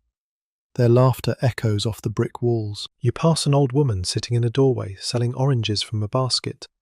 She calls out to you, her voice cracked and thin. You don't have any coins to spare, so you walk on. You pass a church, its spire rising up against the darkening sky. St. Anne's in Limehouse, Ned tells you. Been there for 150 years. Watching over all of this, witnessing all of it. And then you're back at Slade's. The blue door, the narrow hallway, the smell of boiled cabbage and unwashed bodies. Home. You eat your supper in silence. Bread and drippings and a thin soup that tastes like nothing at all. Around you, the other lodgers eat their own meals. Men you've never spoken to. Men whose names you don't know. All of you sharing this cramped space, this precarious existence, this life on the edge. After supper, you climb the stairs to the common room, find your mattress, lie down. Tomorrow you'll be back at the dock gates, waving and shouting with everyone else, fighting for a chance. And tomorrow night, if the moon is dark enough, you'll be back on the river, moving cargo that nobody talks about, earning money that nobody reports. This is your life now, both lives, the public one and the private one, the legal one and the shadow. Outside somewhere, a dog is barking, a woman is laughing, a man is singing a song you don't recognize, his voice carrying through the still evening air. The sounds of Shadwell, the sounds of a place that's starting to feel like it could be home. Tomorrow, the struggle begins again. But that's tomorrow's problem. Summer arrives, and with it, the smell. You thought you knew what the Thames smelled like. You were wrong. What you experienced in spring was nothing, a gentle hint, a polite suggestion of decay. This is something else entirely. The heat bakes the river, and the river responds by releasing everything it's been holding. Every dead thing, every chamber pot emptied from every window in the city, every slaughterhouse and tannery and factory upstream, all pouring their waste into the water. The smell rises like a living thing, thick and brown and absolutely inescapable. It gets into your clothes, into your food, into your dreams. You wake up in the night tasting it on your tongue. You can't escape it, not even indoors, not even with the windows closed and rags stuffed into the cracks. People are calling it the Great Stink. You heard a man at the dock gates saying that Parliament itself had been forced to hang sheets soaked in chloride of lime over the windows, that members were fleeing the chamber, handkerchiefs pressed to their faces, unable to conduct the business of the nation because the river had become unbearable. The newspapers are full of it. Letters demanding action, cartoons showing the Thames as a goddess of death, doctors warning of disease, of miasma, of plagues that could sweep through the city if something isn't done. But nothing is being done. Nothing ever is. Not quickly, anyway. The government argues while the city chokes. Down here in the Docklands, it's worse than anywhere. You're right on the water, right in the heart of it. The men at the dock gates have taken to chewing tobacco, claiming the juice helps cut the taste. Others tie rags soaked in vinegar across their faces. Most just bear it, because what else can you do? You don't have chloride of lime. You don't have handkerchiefs. You just have your sleeve pressed against your nose and the certain knowledge that eventually you'll get used to it. Everyone does. The human body adapts to almost anything, given enough time. It's a Tuesday morning in June when it finally happens. You're standing at the Victoria Dock gates, same as always. Same crowd of desperate men. Same foreman on his platform, looking down at you like you're cattle at market. Same ritual of waving and shouting and hoping. And then the foreman's cane points at you. At you. You there, the tall one with the brown coat. Step forward. For a moment, you don't move. Can't move. After weeks of being passed over, of being invisible, of watching other men chosen while you stood there with your arms raised and your voice raw, you've almost forgotten what it feels like to be seen. Move it, boy. I haven't got all day. You move. Push through the crowd. Step up to the platform where the foreman is making his selections. Name? Webb. Daniel Webb. The foreman writes something in his ledger. Doesn't look up. Sugar warehouse, 3 shillings 6pence. Report to the gangmaster at warehouse 12. And that's it. You're in. You walk through the dock gates for the first time in your life. Not as a shadow man in the dead of night, moving cargo that nobody talks about. As a legitimate worker. A casual labourer, yes, but a labourer all the same. With a ticket in your pocket and wages waiting at the end of the day. The docks are enormous. You knew that, of course. You've seen them from outside, seen the walls that stretch for what seems like miles, seen the masts of ships rising above the rooftops. But being inside is different. Being inside is overwhelming. Warehouses the size of cathedrals, their iron doors standing open to reveal mountains of cargo. Cranes swinging overhead, lifting pallets from ship to shore. Carts and wagons rumbling over cobblestones. Men everywhere, hundreds of them, thousands maybe, all moving with purpose, all part of this vast machine of commerce.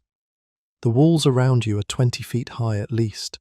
Solid brick, topped with iron spikes. Built to keep people out, yes, but also to keep cargo in.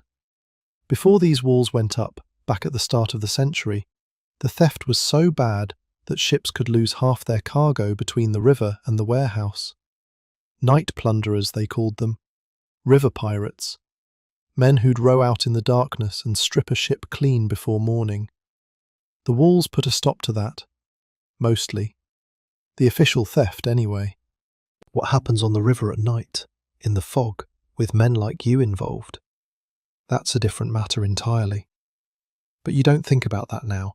Right now, you're a legitimate worker. Right now, you belong.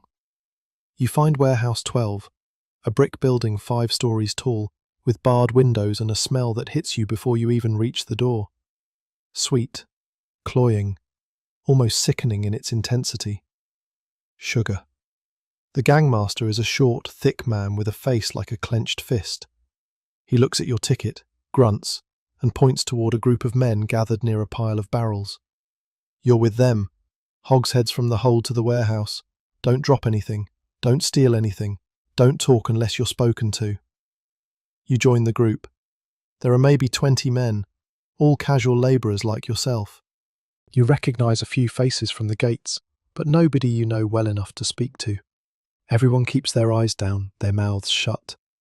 This is work, not friendship. The ship is a brig called the Providence, newly arrived from Jamaica. Her hold is packed with hogsheads of raw sugar, each one weighing somewhere north of 1,000 pounds.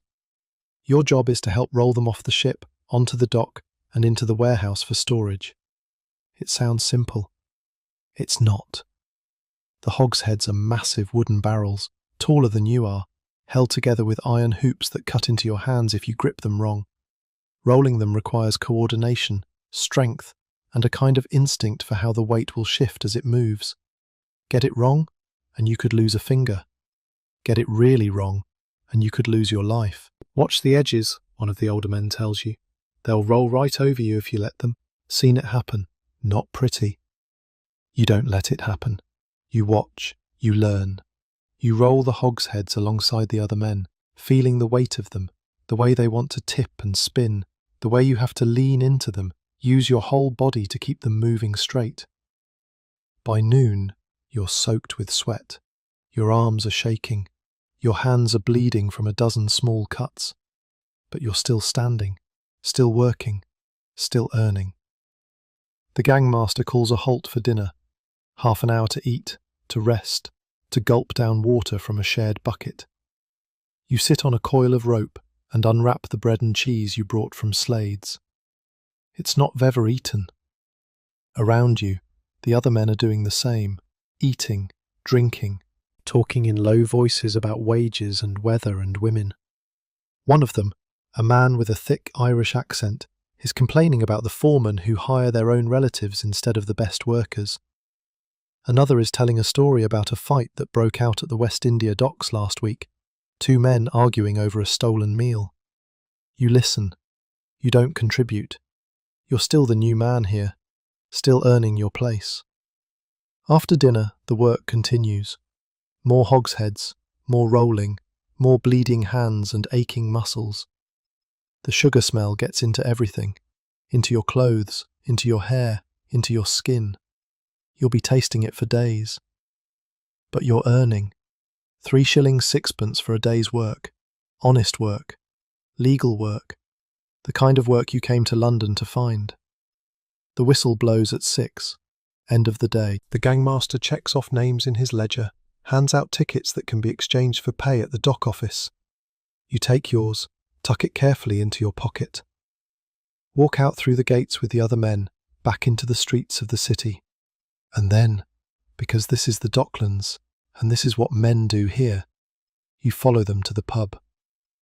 The town of Ramsgate sits just upstream from the docks, a narrow building wedged between a warehouse and a rope-maker's shop.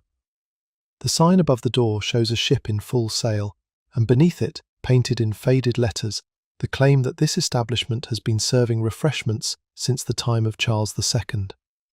The pub got its name from the sailors who used to moor their ships at Wapping Old Stairs, just outside the door.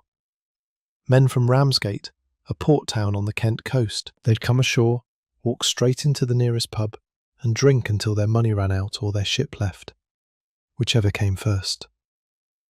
There must be 3 dozen pubs within a quarter mile of where you're standing. Maybe more. Every corner, every alley, another drinking establishment.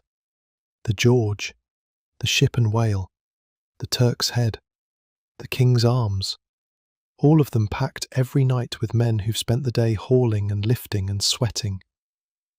Inside, the town of Ramsgate is chaos. Dockers and sailors and lightermen, all crowding around the bar, all calling for ale and gin and porter. The noise is tremendous. Voices raised in argument and laughter, glasses clinking, someone playing a fiddle in the corner. The furniture is heavy, you notice. Oak tables bolted to the floor, benches built solid enough to withstand a brawl. They've had brawls here, plenty of them. You can see the marks on the walls, the gouges in the wood. You push your way to the bar and order a pint. 2pence. You've earned it. The first swallow tastes like heaven. Cold and bitter and exactly what you need after 10 hours of hauling sugar. You drink deep. Feel the tension starting to ease from your shoulders. Feel yourself becoming human again. First day? The voice comes from beside you. A man about your age, with sandy hair and a face full of freckles. He's smiling, but there's something careful in his eyes. Something that's measuring you. That obvious? You've got the look, like you can't quite believe you made it through. He extends a hand. Bill Garrett, I work the wine vaults at the London dock. You shake.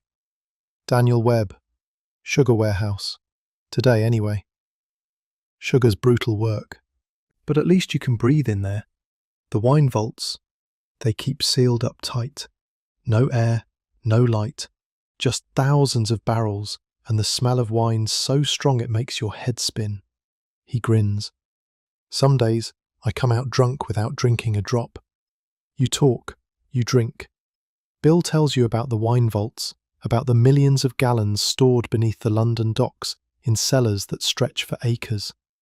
He tells you about the coopers who maintain the barrels, the gaugers who measure the contents, the tasters who sample the wine to check for quality. It's a whole world down there, he says.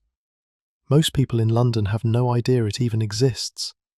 They drink their claret and their port, never thinking about the men who hauled it off the ships, who stored it in the dark, who kept it safe until it was ready.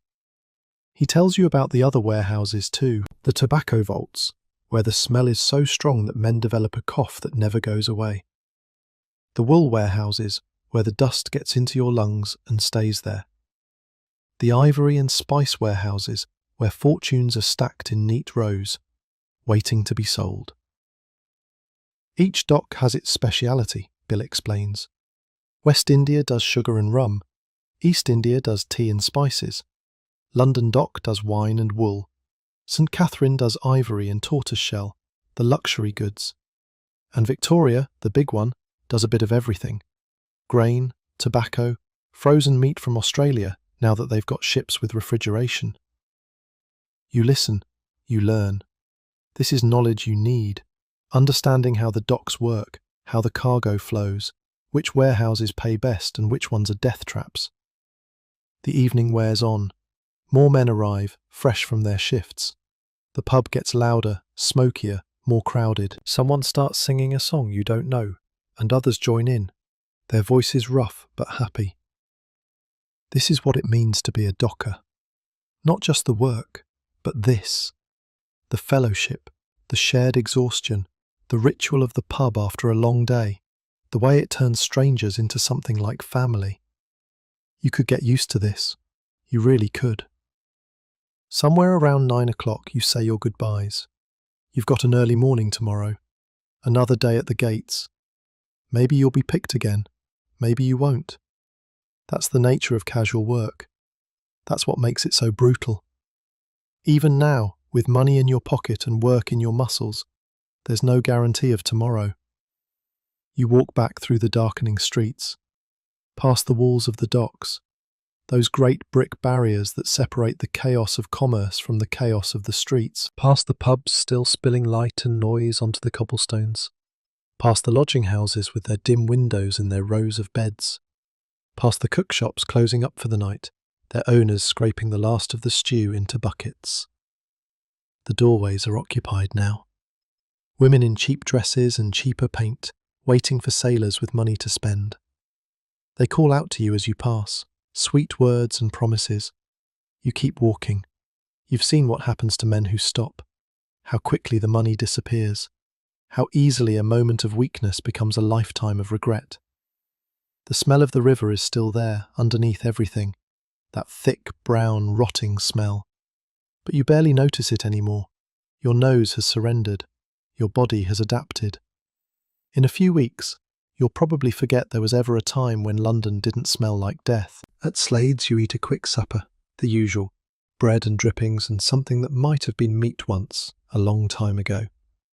Around you, the other lodgers eat in silence. Everyone's tired. Everyone's saving their strength for tomorrow. You climb the stairs to your mattress. Tomorrow, you'll be back at the gates. Tomorrow, you'll fight for another day's work. But tonight, you've got 3 shillings and 6pence in your pocket, honestly earned. Tonight, you're a real docker, a man who worked inside the walls. Both lives are working now, the daylight one and the shadow one, the legal and the illegal. You're playing both sides, walking between worlds, surviving in the cracks. It won't last forever, nothing does. The night work is getting more dangerous. The river police are patrolling more often now, Ned says. Someone's been talking. Someone always talks. Eventually, your luck will run out. The question is whether you'll have saved enough by then to survive what comes next. But that's a problem for another day. Tonight, you rest. Outside, the city breathes. Ships creak at anchor. Cats fight in alleyways. Somewhere, a clock is chiming the hour. The great machinery of London, winding down for the night, preparing to crank back into motion when the sun rises. You dream of sugar, mountains of it, sweet and white and endless, rolling toward you like an avalanche, burying you alive. You wake up sweating, heart pounding, and for a moment you don't know where you are. Then, The snoring reaches you, the smell of bodies, the familiar lumps of the mattress beneath you. Slades, Shadwell, home. You turn over. Let the rhythm of breathing men carry you back down. Morning will come soon enough. It always does. The trouble starts on a Thursday night in August. You're on the river, same as always.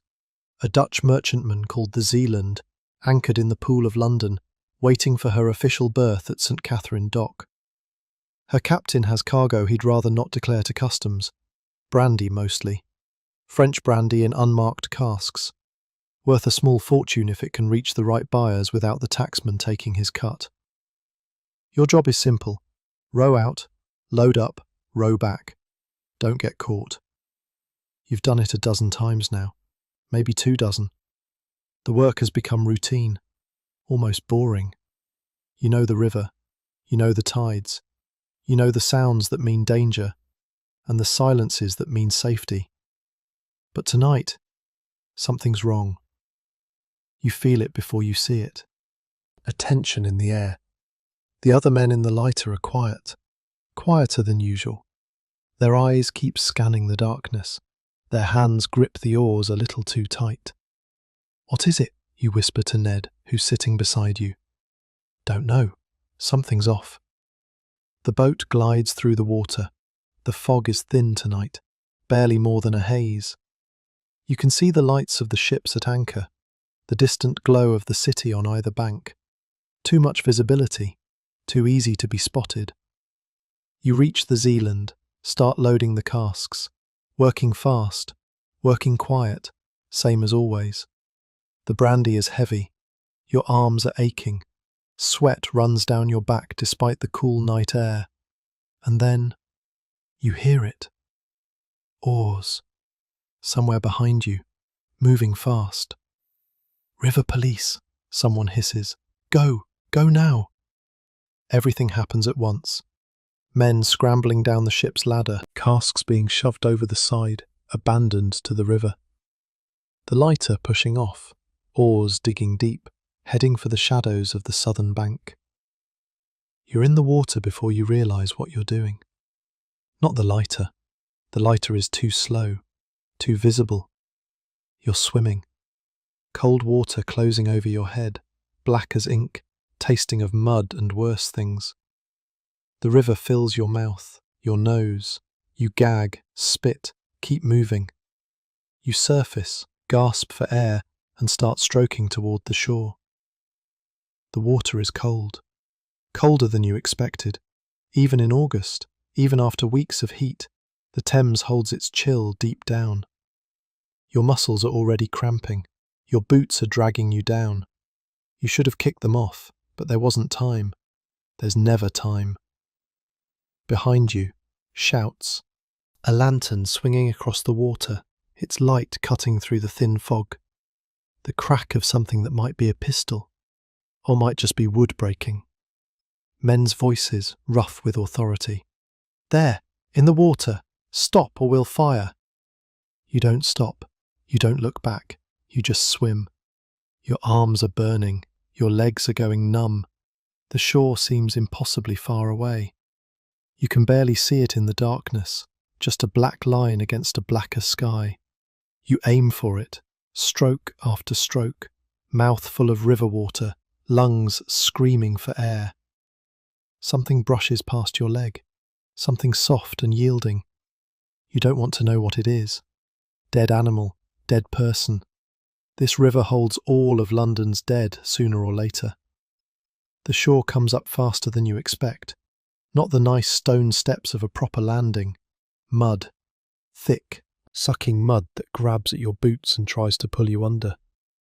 You crawl through it, hands and knees, fingers sinking into cold slime, pulling yourself forward inch by inch.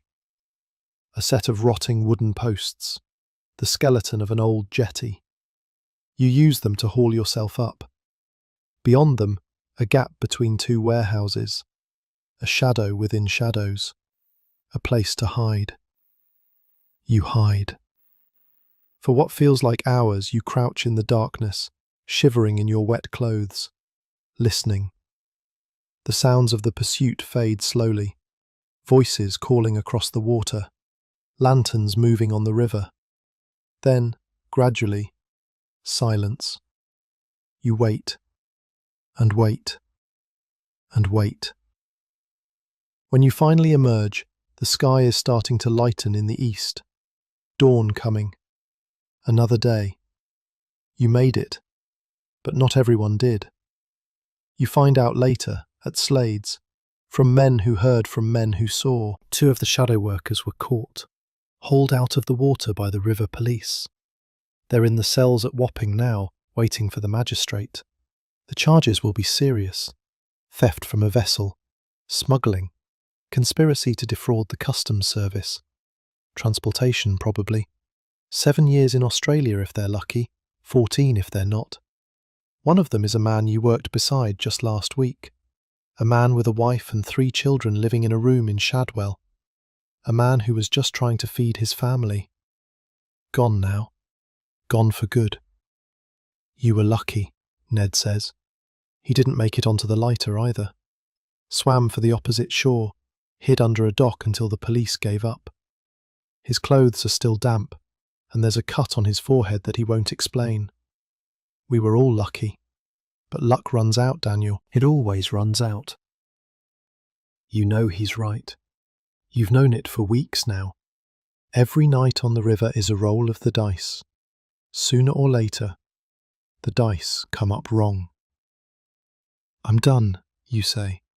No more night work. Ned looks at you for a long moment. Then he nods. Probably smart.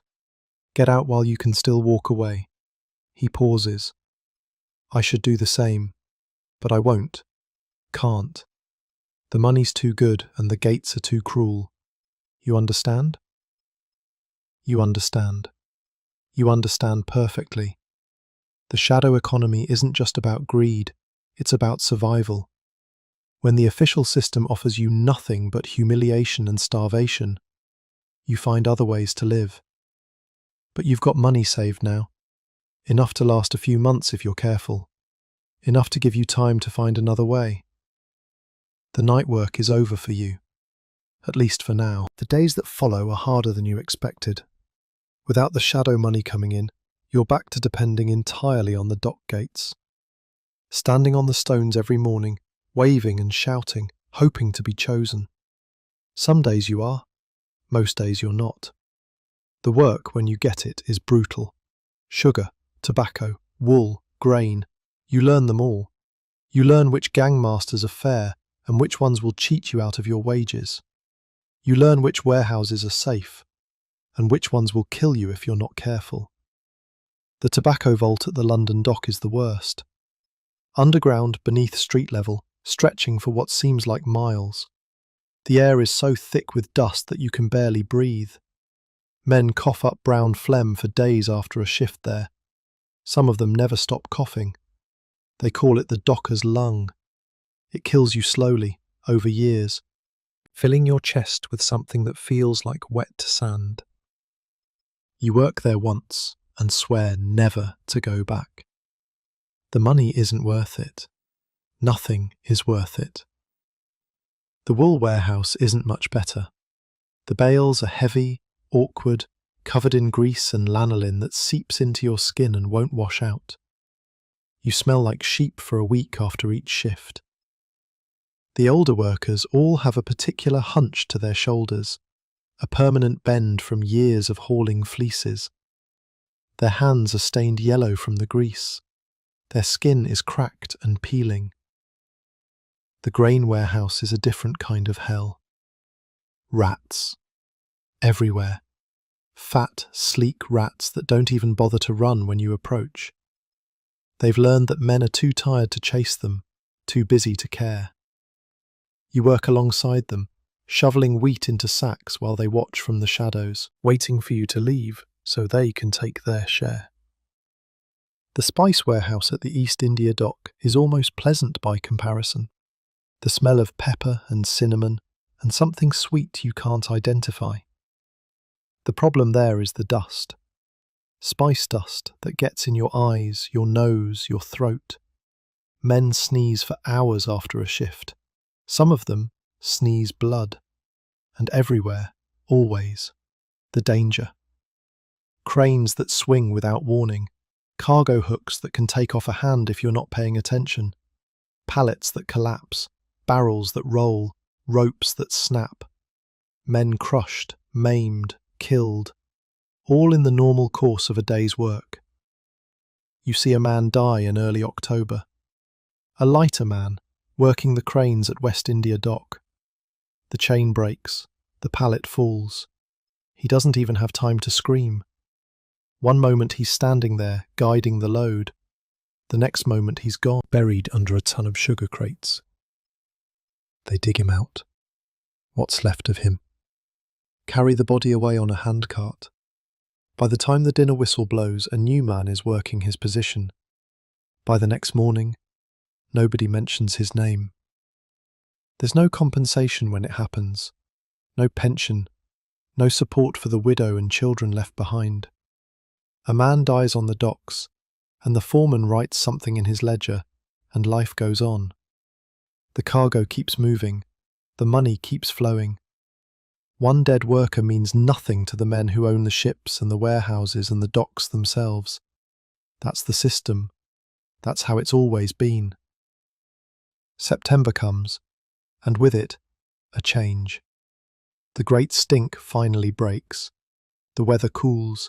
The river stops boiling and starts to smell almost bearable again. Parliament, shamed into action by months of holding handkerchiefs to their noses, has voted funds for a massive new sewer system. It'll take years to build, but at least someone's finally doing something. You've survived the summer, somehow. You're leaner now than when you arrived. Harder. Your hands are calloused, your muscles tight, your face weathered by sun and wind and work. You don't recognise yourself sometimes, catching your reflection in shop windows. The farm boy from Kent is gone. In his place stands a docker, a Londoner, a man shaped by the river and the streets. The nights are getting longer, the mornings darker. You stand at the dock gates in the grey pre-dawn light, your breath misting in the cool air, surrounded by men just like you. Hundreds of them, thousands of them, all waiting, all hoping, all desperate. This is your life now. This is what you've become. One morning in late September, something different happens at the Victoria Dock gates. The crowd is larger than usual. Men have been pouring into the Docklands all summer, drawn by rumours of work, of wages, of opportunity. Irish families fleeing the lingering effects of the famine, Scots driven south by failing industries, farm labourers like yourself, pushed off the land by machines and enclosures. More men than there are jobs, more hands than there is cargo to move.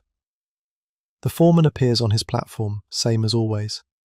He looks out over the sea of upturned faces with the expression of a man surveying cattle at market, judging, calculating, deciding who lives and who starves. But before he can start calling names, a voice rises from the crowd. It's not fair. Everyone turns. A man near the front, middle-aged, with a face like a clenched fist. He's shaking, trembling with something that might be rage, or might be desperation, or might be both. His clothes are worn thin, patched and patched again. His cheeks are hollow, his eyes are wild. 3 weeks I've been coming here. 3 weeks, and nothing, not a single day's work. While some men get chosen every morning, the same faces, the same names. How much are you paying them? How much do they slip you under the table? A ripple goes through the crowd. Murmurs of agreement, nervous shifting. Everyone knows it's true. Everyone knows the system is rigged. But nobody says it out loud. Nobody challenges the foreman. That's a good way to never work again. The foreman's face doesn't change. He's heard this before. They all have. It's always the same complaint. The system favours the connected. The foremen have their favourites. The men who pay bribes get called first. Everyone knows it. Nobody does anything about it.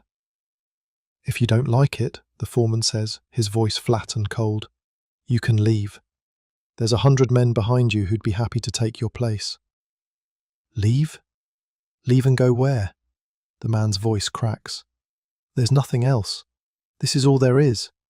My children haven't eaten in 2 days. My wife is sick. And you stand up there on your platform, warm and fed, deciding who gets to live and who gets to die. He's crying now. Actual tears running down his weathered face. Not tears of sadness. Tears of rage. Tears of helplessness. The tears of a man who is finally broken. Around him, the crowd shifts. Some men look away, embarrassed by the display. Others nod in agreement, their own faces twisted with barely suppressed fury. A few look angry, like they're ready to join in, to storm the platform, to tear down the whole rotten system. For a moment, anything seems possible. Violence, revolution, a reckoning. Then, the moment passes. Constables, the foreman shouts. 2 men in uniform appear from somewhere behind the platform. They've been waiting. Of course they have. This happens more often than you realized. The system has its enforcers, its ways of maintaining order. Back in line, the foreman says, or I'll have you removed, and you'll never work these gates again. For a moment, the man doesn't move. He stands there, fists clenched, tears streaming, rage and helplessness fighting for control of his face. You can see him deciding, fight or surrender, dignity or survival, a moment of defiance or a lifetime of consequences. Survival wins. It always does, in the end. That's what they count on. That's why the system works. Because hungry men can't afford principles. Because desperate men can't afford pride. The man steps back, rejoins the crowd, wipes his face with his sleeve. The constables watch him for a moment, then fade back into the shadows. The selection continues as if nothing happened. Names are called. Men step forward. The chosen ones file through the gates into the docks. The rest disperse, to try again at another gate, to wander the streets, to drink their sorrows away in one of the endless pubs. You're one of the lucky ones today. Sugar warehouse again. The foreman recognizes you now, or seems to. You've become a familiar face. Someone who shows up, works hard, doesn't cause trouble. That's worth something. Not much, but something. As you walk through the gates, you glance back at the crying man. He's still standing there, alone now. The crowd flowing around him like water around a stone. He's staring at the closed gates with an expression you can't read.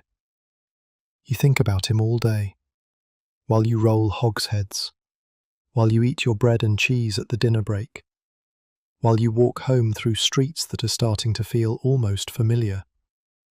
That could be you. That's the thing you can't shake.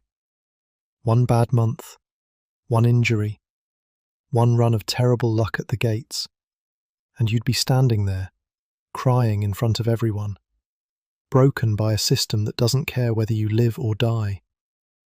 You're surviving. For now. But survival isn't the same as living. It's not the same as thriving. It's just holding on, day after day, hoping that tomorrow will be better, while knowing it probably won't. That night, lying on your mattress at Slade's, you make a decision. You need more than this. More than the gates and the casual work and the endless uncertainty. You need a plan, a way out, something to aim for beyond just getting through another day. You don't know what it is yet. You don't know how to find it, but you know you have to try. Because if you don't, you'll end up like that man at the gates, broken, crying, alone, and you refuse to let that happen. The sounds of the lodging house wash over you, snoring, coughing, someone muttering in their sleep, the creak of the building settling into itself. the distant noise of the streets outside. Tomorrow you'll go back to the gates. Tomorrow you'll fight for another day's work. That part won't change, but something inside you has changed. Something has hardened. Something has decided. You're going to find a way out of this, whatever it takes. For once, your dreams are empty. Just darkness. Just rest. That's enough for now. Winter comes early that year. By late October, the mornings are dark and bitter. Frost glitters on the cobblestones. Your breath hangs in clouds as you walk to the dock gates. The men around you are wrapped in whatever they can find. Coats with holes, scarves made from rags, newspaper stuffed inside boots to keep out the cold. You're better off than most. You've got a proper coat now, bought second-hand from a tailor in Whitechapel. It's wool, heavy, with only a few patches. It keeps the wind out. That's more than a lot of men can say. The cold changes everything. Work slows down as the weather turns. Ships stay in port longer, waiting for storms to pass. Ice forms on the river some mornings, thin sheets that crackle and groan as the boats push through. The dock companies cut their casual workforce. Fewer ships means fewer men needed to unload them. The competition at the gates gets fierce. Men who are comfortable in summer are desperate now. The crowd presses tighter against the platform. The shouting gets louder. The foremen get crueler, enjoying their power over men who would do anything for a day's wages. You see fights break out. Real fights, not the scuffles you witnessed before. Men throwing punches over perceived slights, over stolen places in line, over nothing at all. The constables break them up, drag the fighters away. Neither man will work that day. Neither man seems to care. Hunger does strange things to people. You're learning that. One morning in November, you're standing at the London dock gates when you see a familiar face on the platform. Not the usual foreman, someone else, someone you recognise. Bill Garrett. The man you met in the pub back in summer, the one who works the wine vaults. He's standing next to the foreman, speaking into his ear, pointing at the crowd. The foreman nods. Bill's eyes scan the sea of upturned faces, searching for something, for someone. They land on you. Bill nods. The foreman's cane swings out, points directly at your chest. You, Webb, step forward. You push through the crowd, step up to the platform. Bill is grinning at you. Wine vaults today, he says. I told them you're reliable. Don't make me a liar. The wine vaults are underground. You'd heard about them from Bill, but hearing and seeing are different things. Stone stairs lead down into darkness. The air gets cooler as you descend, then cooler still. The walls are damp to the touch, beaded with moisture that seeps through the ancient brickwork. By the time you reach the bottom, your breath is misting again, even though you're deep beneath the streets of London. And then, the vaults open up before you. Endless. That's the word that comes to mind. Endless stone corridors stretching away into blackness, lit by oil lamps that cast flickering shadows on the curved ceilings. The architecture is older than anything you've seen in the docks above. Brick arches, carefully constructed, designed to bear the weight of the city pressing down from above. And along every wall, stacked 3 and 4 high, barrels. Thousands of them, tens of thousands. Port from Portugal, sherry from Spain, claret from France, brandy and Madeira and wines you've never heard of, from places you couldn't find on a map. More wine than you could drink in 100 lifetimes. This way, Bill says, and watch your step, it's slippery down here. He's not wrong. The floor is damp with something. Condensation, maybe, or spillage from the barrels. Wine that's seeped through cracks over the years, staining the stone a deep purple in places. The smell is overwhelming. Not unpleasant exactly, but intense. Wine and oak and something musty, like old churches, like history itself, aging in the darkness. The vaults run for acres, Bill explains as you walk. Nobody knows exactly how far. Some of the older tunnels, they were dug back when the docks first opened, 1805. They've been expanding ever since. There are sections down here that haven't been opened in 50 years. Barrels that were laid down before either of us was born. Just sitting in the dark, getting better. You pass men working in the dim light. Coopers checking barrels for leaks, their tools clinking softly in the underground silence. Gaugers measuring contents with long brass rods, making notes in ledgers by lamplight. Your job today is simple.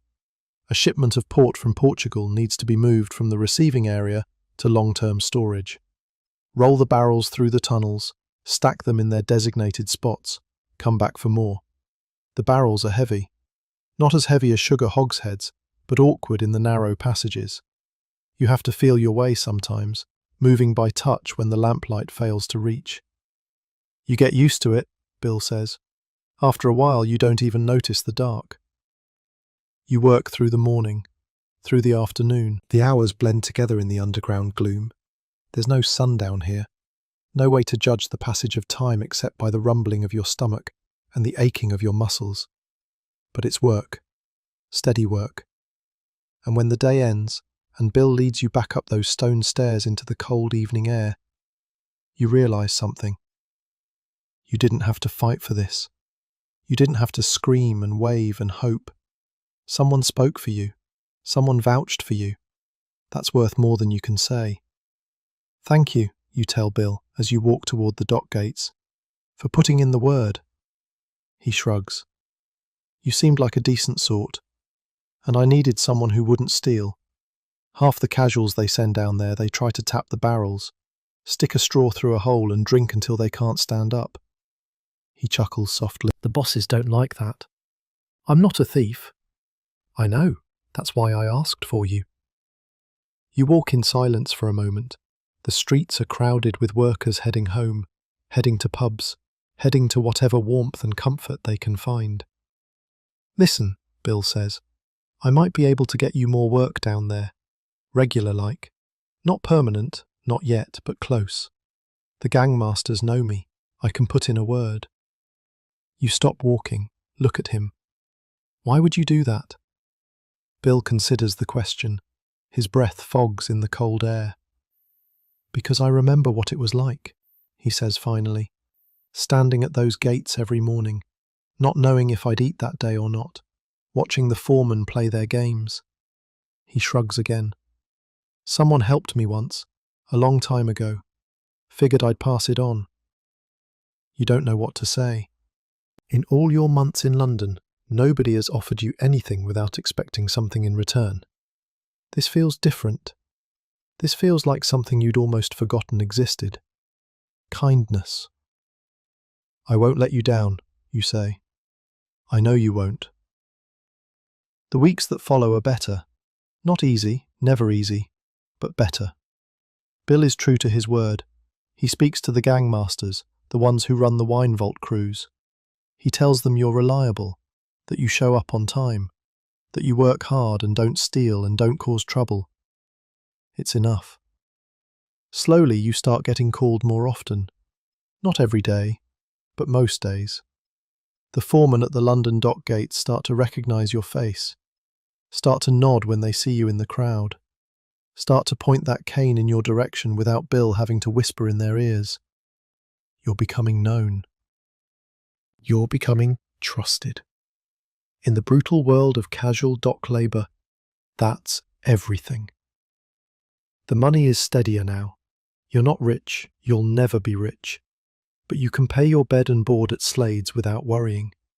You can eat 2 meals a day instead of 1. You can set aside a few coins each week, adding to the nest egg hidden behind the loose brick. Winter deepens. December brings snow, then freezing rain, then a cold snap that leaves the river sluggish with ice. The ships struggle to navigate. Some of them don't try at all, anchoring in the pool of London to wait out the weather. The cargo piles up in the warehouses, waiting for spring. The cold kills people. You hear about them at the lodging house, at the pubs.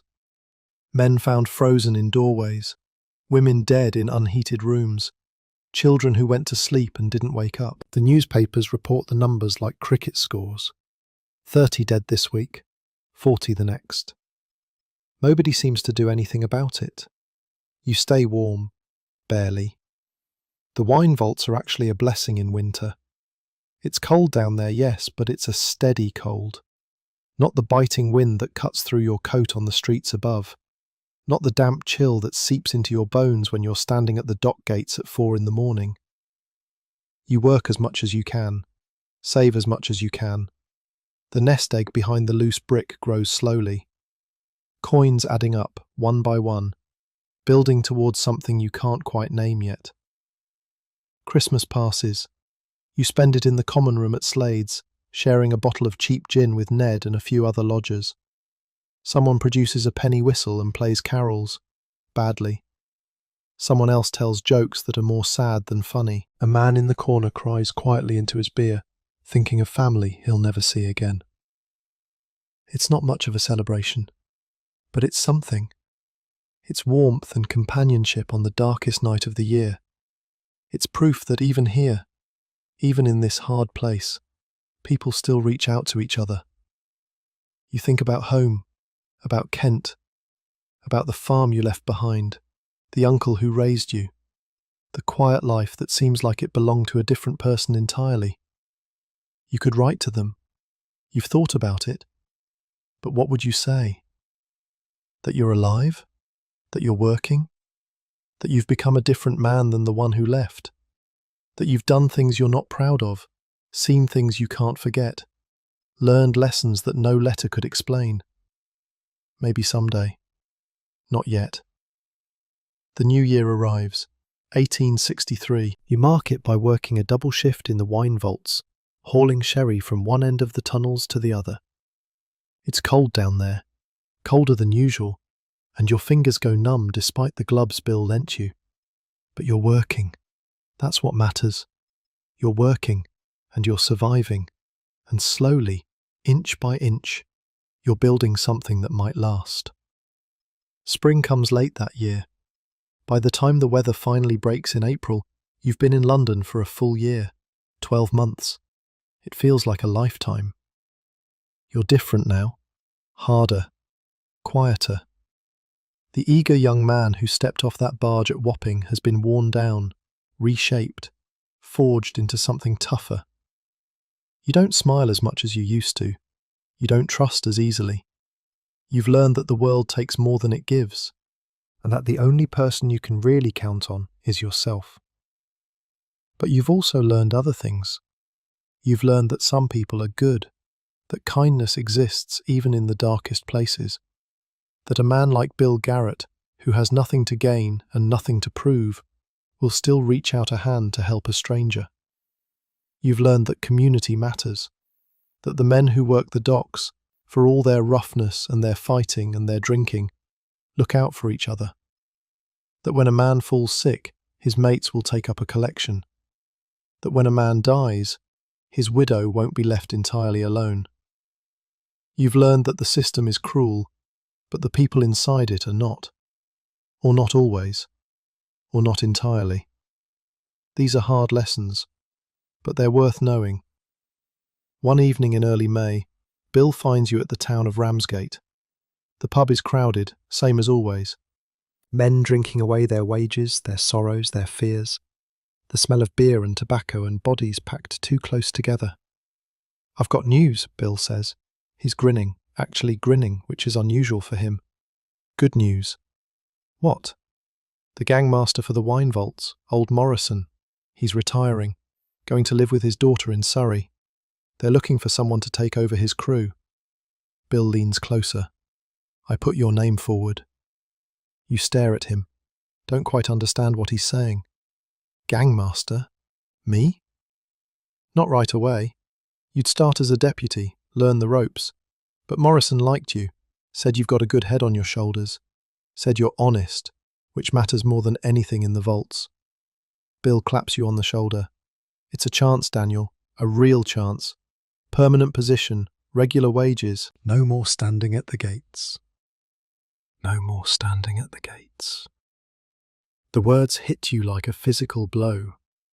You've spent so many mornings there, so many hours, waving and shouting and hoping. The humiliation of it, the desperation, the way it grinds you down day after day until you can barely remember what it felt like to have dignity. And now, maybe, a way out. I don't know what to say. Say you'll think about it. That's all Morrison wants for now. Come down to the vaults tomorrow, talk to him. See if it's something you want. You nod, slowly. Your head is spinning. That night you can't sleep. You lie on your mattress at Slade's, staring at the ceiling, listening to the sounds of men sleeping around you, thinking about what Bill said, about what it might mean. A permanent position, regular wages, a place in the hierarchy of the docks, not at the bottom anymore, not one of the desperate casuals fighting for scraps. Something more, something stable, something like a future. It's more than you dared to hope for when you arrived in London, more than you thought possible after those first terrible weeks at the gates, more than you imagined even in your most optimistic moments. And it scares you. Because having something means having something to lose, and you've learned, in your year on the docks, that loss is always waiting, around every corner, in every shadow, ready to take back everything you've built. But you can't live in fear forever.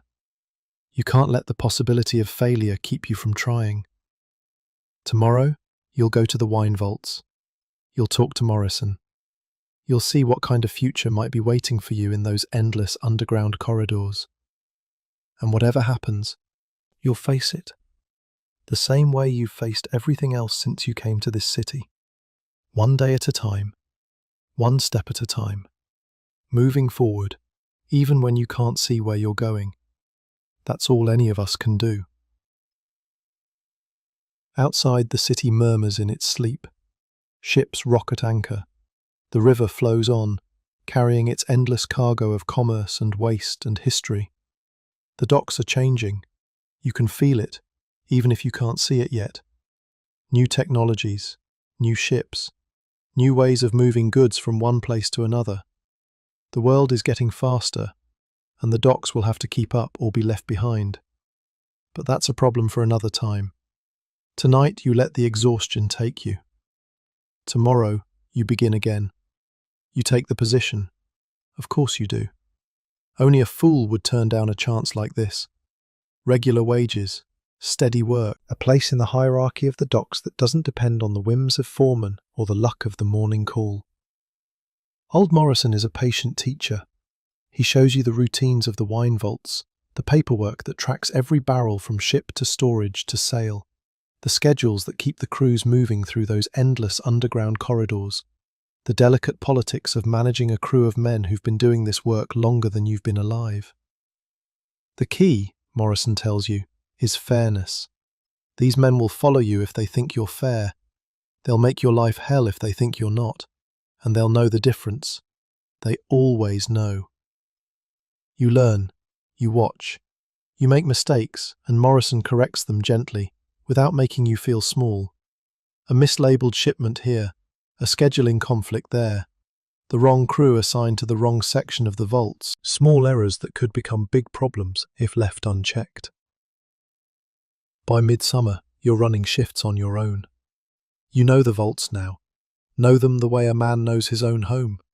Every turning, every staircase, every section where the lamps burn low and you have to feel your way through the dark. The men are starting to trust you, starting to see you as one of their own, not just another boss sent down from above. By autumn, Morrison is spending most of his time in the office, leaving the day-to-day operations to you. He's tired, you can see it. 50 years underground has worn him down. His eyes have trouble with bright light now. His lungs wheeze from decades of breathing damp air. He's earned his rest. And then, one grey morning in November, he's gone. Retired to Surrey, just like he planned. A letter arrives a few weeks later. He's settling in well. His daughter's children keep him busy. He hopes you're treating the vaults with the respect they deserve. You write back. Tell him you are. Tell him you won't forget what he taught you. A new gangmaster is needed. You get the job. It's not a celebration. There's no ceremony, no announcement, no fanfare. Just a meeting with the dock superintendent, a signature on some papers, and a handshake that feels like it should mean more than it does. But it changes everything. You're not a casual labourer anymore. You're not one of the desperate men at the gates, waving and shouting for a chance to work. You're permanent staff. You have a position, a title, a future. The wages are modest but reliable, enough to move out of Slade's lodging house after all those years.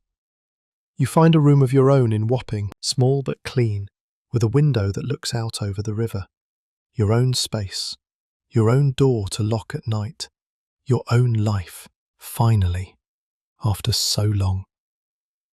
You're 25 years old. You've been in London for nearly 3 years. It feels like you've lived several lifetimes.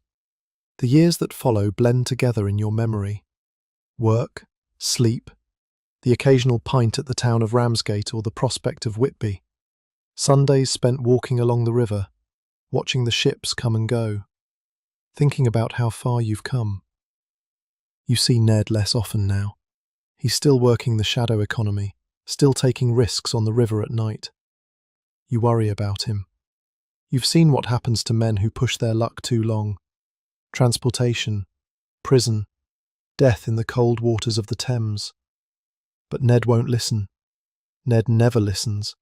He's got a wife now, and children, and mouths to feed. The night work pays better than anything else he can find, so he keeps at it, year after year, rolling the dice every time he climbs into a lighter. You hear about his arrest in the winter of '68. The river police finally caught up with him. A ship called the Marlborough, Dutch again, loaded with tobacco that never made it to the customs house. Ned got 5 years, transportation to Australia. His wife and children went to the workhouse. You tried to help them, sent money when you could, but it wasn't enough. It's never enough. You can't save everyone. That's another lesson the docs have taught you. Time passes. The 60s give way to the 70s, the 70s to the 80s. You watch the docks grow and change around you. New technologies arrive. Steam cranes that can lift loads no man could manage, swinging cargo from ship to shore in minutes instead of hours. Hydraulic machinery that speeds up the unloading process. Railways that carry goods straight from the dockside to factories across the country, belching smoke and noise as they go. The ships are changing too. The old sailing vessels, the ones you saw when you first arrived, are disappearing. In their place, steamships. Iron hulls instead of wooden, engines instead of sails. They're faster, more reliable, able to keep schedules that wind-powered ships never could. The work gets faster, more efficient, more demanding. The dock companies merge and consolidate, swallowing each other up in an endless game of commerce. The competition between rival docks gives way to something more coordinated, more organised, more ruthless in its own way. Victoria Dock expands. Royal Albert Dock opens in 1880, connected to Victoria by a channel that lets the biggest ships sail straight through. The scale of it all is staggering. Warehouses that stretch for miles, water basins that could hold entire fleets. The Port of London, they're calling it now, the gateway to the empire. You adapt. You learn the new systems. You train younger men in the ways of the wine vaults, passing on what Morrison taught you, what you've learned yourself over the years. The hierarchy rises above you, and you rise with it. Deputy superintendent, then superintendent. A corner office with a view of the warehouses you once hauled cargo through with your bare hands. You marry. A woman named Sarah, who works as a seamstress in Limehouse. She's practical and kind, and doesn't ask too many questions about your early years in London. You buy a small house in Shadwell, not far from where Slade's lodging house still stands. You have children, 2 boys and a girl. You watch them grow up in streets that are changing almost as fast as you are. The docks of your youth are disappearing. The old wooden wharves are replaced by concrete and steel. The sailing ships give way to steamers, faster and more reliable, carrying more cargo than the old vessels ever could. The world is shrinking, and London is at its centre. You're 50 years old when the new century arrives, 1900. The newspapers are full of predictions, the age of progress, the triumph of the British Empire, a future so bright it blinds anyone who looks too closely. You're not so sure. You've seen too much to believe in simple progress. You've seen the bodies pulled from the river, the widows begging in the streets, the children working in conditions that would make a decent man weep. Progress, yes, but progress for whom? Still, you can't deny that things are changing. The docks are busier than ever. More ships, more cargo, more men working the gates, hoping for a chance. The system is still brutal, still unfair, but there's more of everything now. More money flowing through, more opportunity, at least for some. Your boys are grown now. The eldest works in the offices of a shipping company. The younger one went to sea, sailing on merchant vessels to places you've only read about. Your daughter married a clerk and moved to Greenwich. You see her on Sundays when the weather is good and the river crossing isn't too rough. Sarah passes in the winter of 1907. Pneumonia. It takes her quickly, which is a mercy of sorts. You hold her hand at the end, in the bedroom of the house you bought together, while the snow falls softly outside the window. You don't know what to do with yourself after that. The house feels too big, too quiet, too full of memories. You throw yourself into work. It's all you know how to do. And then, in 1909, everything changes again. The Port of London Authority, that's what they call it. A new organisation created by Parliament to take over all the docks, every company, every facility, every warehouse and crane and stretch of waterfront, all of it, unified under a single administration. The old rivalries are over. The competition that defined the docks for a century is being swept away. In its place, something new, something bigger, something that promises efficiency and order and a future that doesn't depend on the chaos of competing interests. You're sceptical at first. You've seen too many promises broken, too many reforms that changed nothing. But this one feels different. This one has the weight of government behind it, the resources, the will to actually make things work. The transition takes years, paperwork and meetings and reorganisations that seem endless. But slowly, the Port of London Authority takes shape. New policies, new procedures, new ways of doing things that would have seemed impossible when you first arrived in London, back when Slade's lodging house was your home and the dock gates were your battlefield. You retire in 1912, 63 years old, 50 years in the docks, give or take. Longer than you ever expected to last. Longer than most men manage. They give you a small ceremony, which surprises you. The superintendent shakes your hand. A few of the older workers, men you trained decades ago, raise a glass in your honour at the prospect of Whitby. Someone makes a speech about your dedication, your fairness, your years of service. You don't know what to say, so you don't say much. They give you a small pension too, enough to live on if you're careful. Enough to keep the house in Shadwell, to buy food and coal and the occasional bottle of port from the vaults you used to manage. It feels strange, spending money on wine you once guarded like a dragon guards gold. You spend your days walking, along the river, through the streets you've known for half a century, past the pubs where you drank with Bill Garrett and Ned Holloway, both of them gone now. Bill died of a fever in '89. You spoke at his funeral, told stories about the wine vaults, about the day he took a chance on a farm boy from Kent. Ned never came back from Australia. You heard rumours that he died out there, in the bush somewhere, far from the river that had been his whole life. Time takes everyone eventually. That's the one thing you've learned for certain. The docks are still growing. The Great War comes and goes.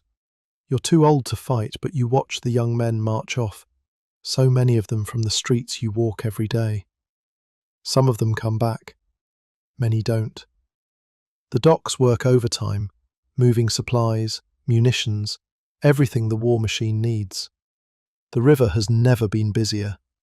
And then, after the war ends, King George V dock opens in 1921, the biggest yet. Deep water, modern facilities. Ships so large they would have seemed like floating cities to the men who worked these waters when you were young.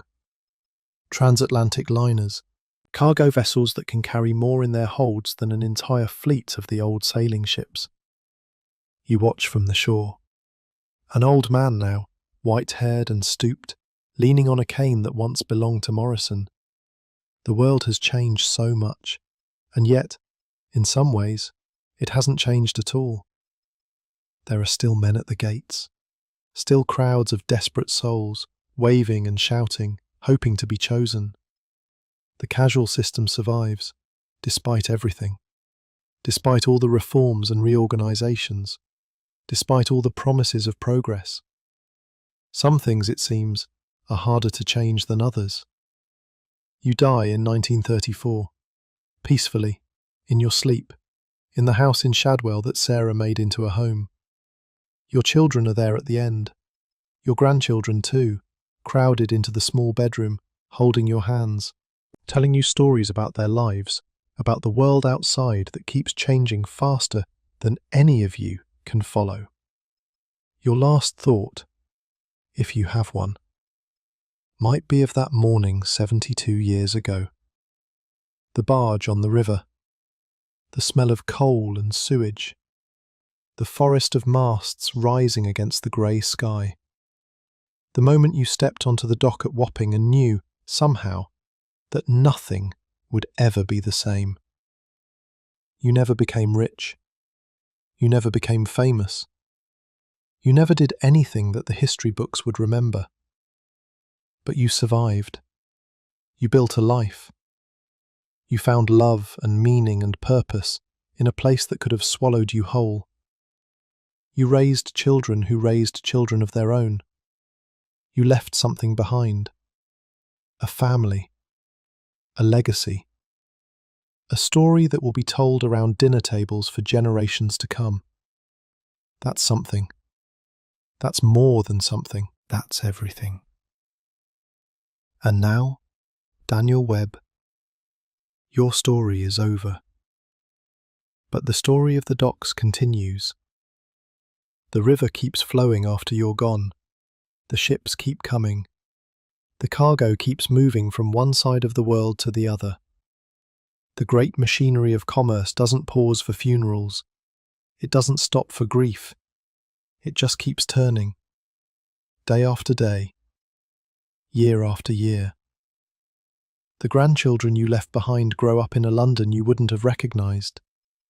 Motorcars clogging the streets instead of horses and carts. Electric lights blazing in windows instead of gas flames. Wireless sets bringing voices from across the world into living rooms. Aeroplanes in the sky, carrying mail and passengers to places that used to take months to reach by ship. The pace of everything has changed. Faster, louder, more urgent. The old rhythms of the docks, the ones you knew so well, are being overwhelmed by something new. Something that doesn't have time for tradition or patience or the slow accumulation of skill. But the docks themselves keep growing.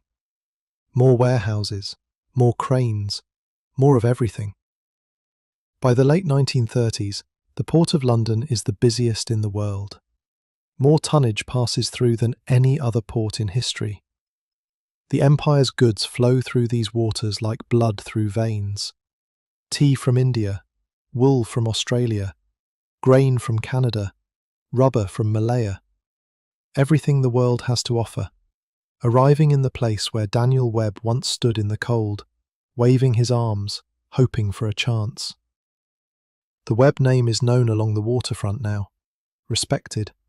Daniel's legacy, carried forward by blood and memory, and the stories the family tells about the old man who came from Kent with nothing and built a life from the mud and the cargo and the endless, endless work.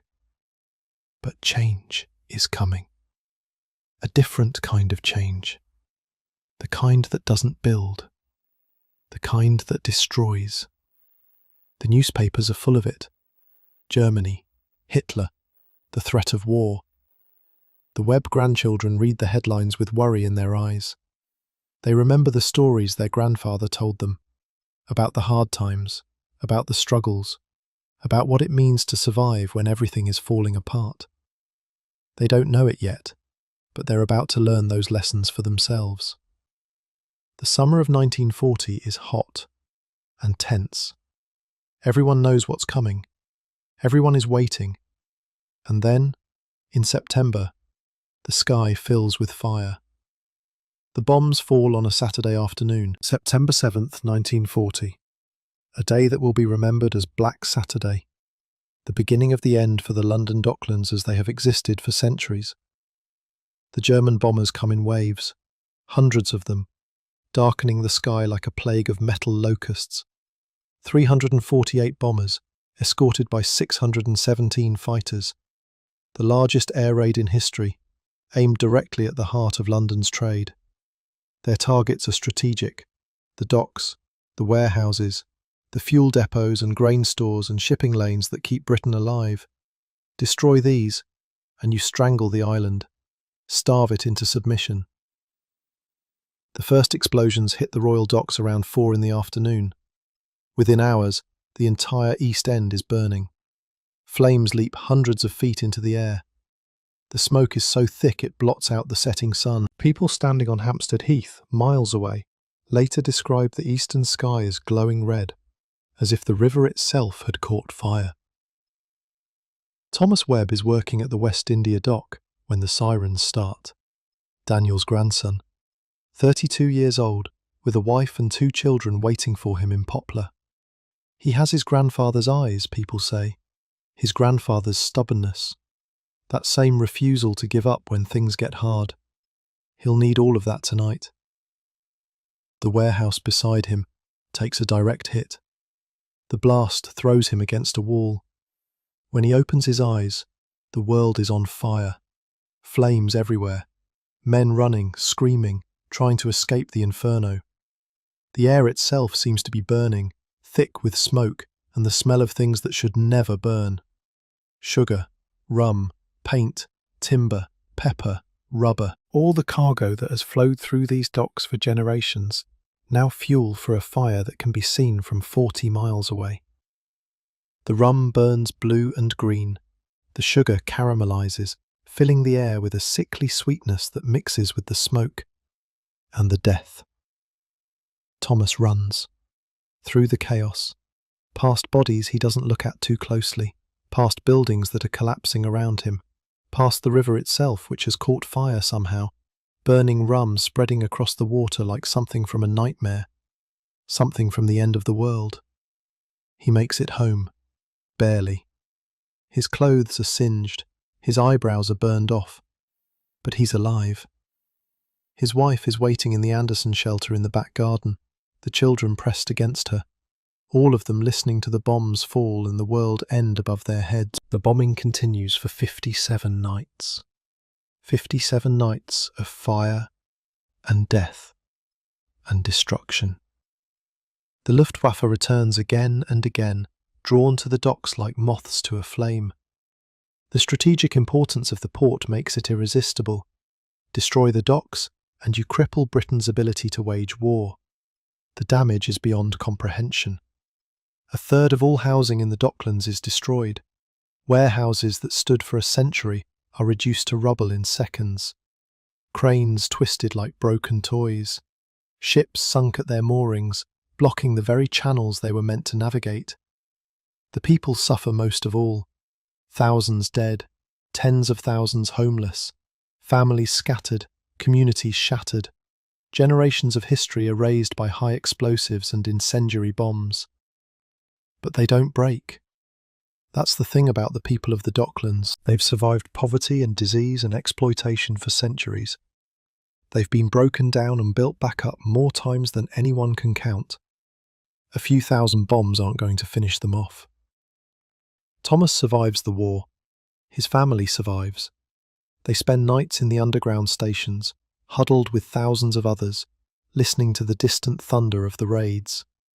They emerge each morning to see what's left of their city, to dig through rubble, to carry on. That's what the people of the Docklands have always done. They carry on. The war ends in 1945. The bombs stop falling. The sirens go silent. For the first time in years, people can sleep without wondering if they'll wake up. And then, slowly, painfully, the rebuilding begins. The 1950s are years of recovery. Ships return to the river. Cargo flows again through the damaged but still functioning docks. Men gather at the gates, just like they did in Daniel Webb's time, waving and shouting, hoping to be chosen. Thomas works the docks through these years. He's older now, greyer, with a limp from a piece of shrapnel that never quite healed right.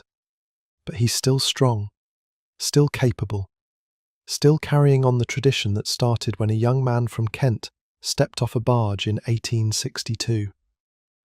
For a while, it seems like things might return to normal. The Port of London is busy again. Trade is flowing. The empire is fading, yes, but the ships keep coming. The cargo keeps moving. Life goes on. But something is changing. Something that nobody quite understands yet. It starts with the ships.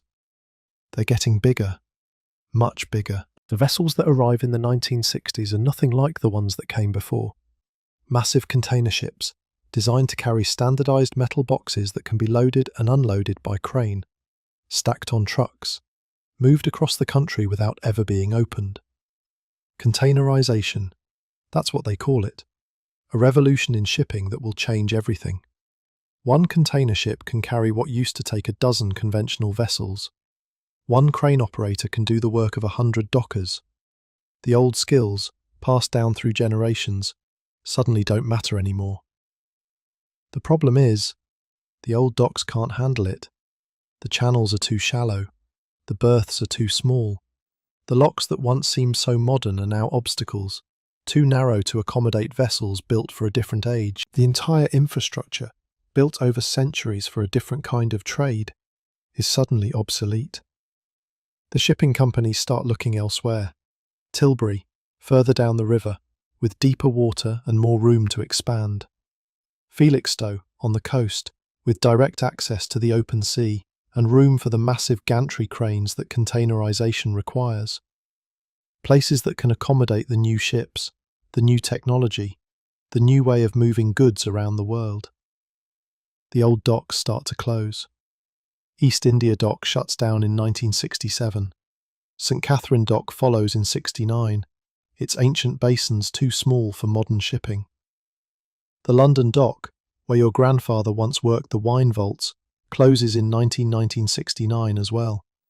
Those endless underground tunnels, those millions of gallons of wine aging in the darkness, emptied out and abandoned.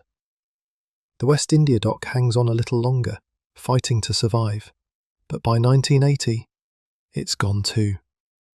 One by one, the docks that built an empire fall silent. The cranes stop moving, the gates close. The men who gathered there every morning have nowhere left to go. Thomas dies in 1973. He never sees the final closure, never sees the last ships leave, the last cranes stop moving, the last dockers walk away from the gates for the final time. Perhaps that's a mercy. Perhaps it would have broken his heart to watch it end. The numbers tell the story. In 1955, there were 32,000 registered dock workers in London. By 1973, there were 12,000. By 1980, barely any at all. Generations of skill, generations of tradition, generations of families who knew nothing but the docks. All of it swept away in less than 20 years. What's left behind is devastation. By the early 1980s, the Docklands are a wasteland.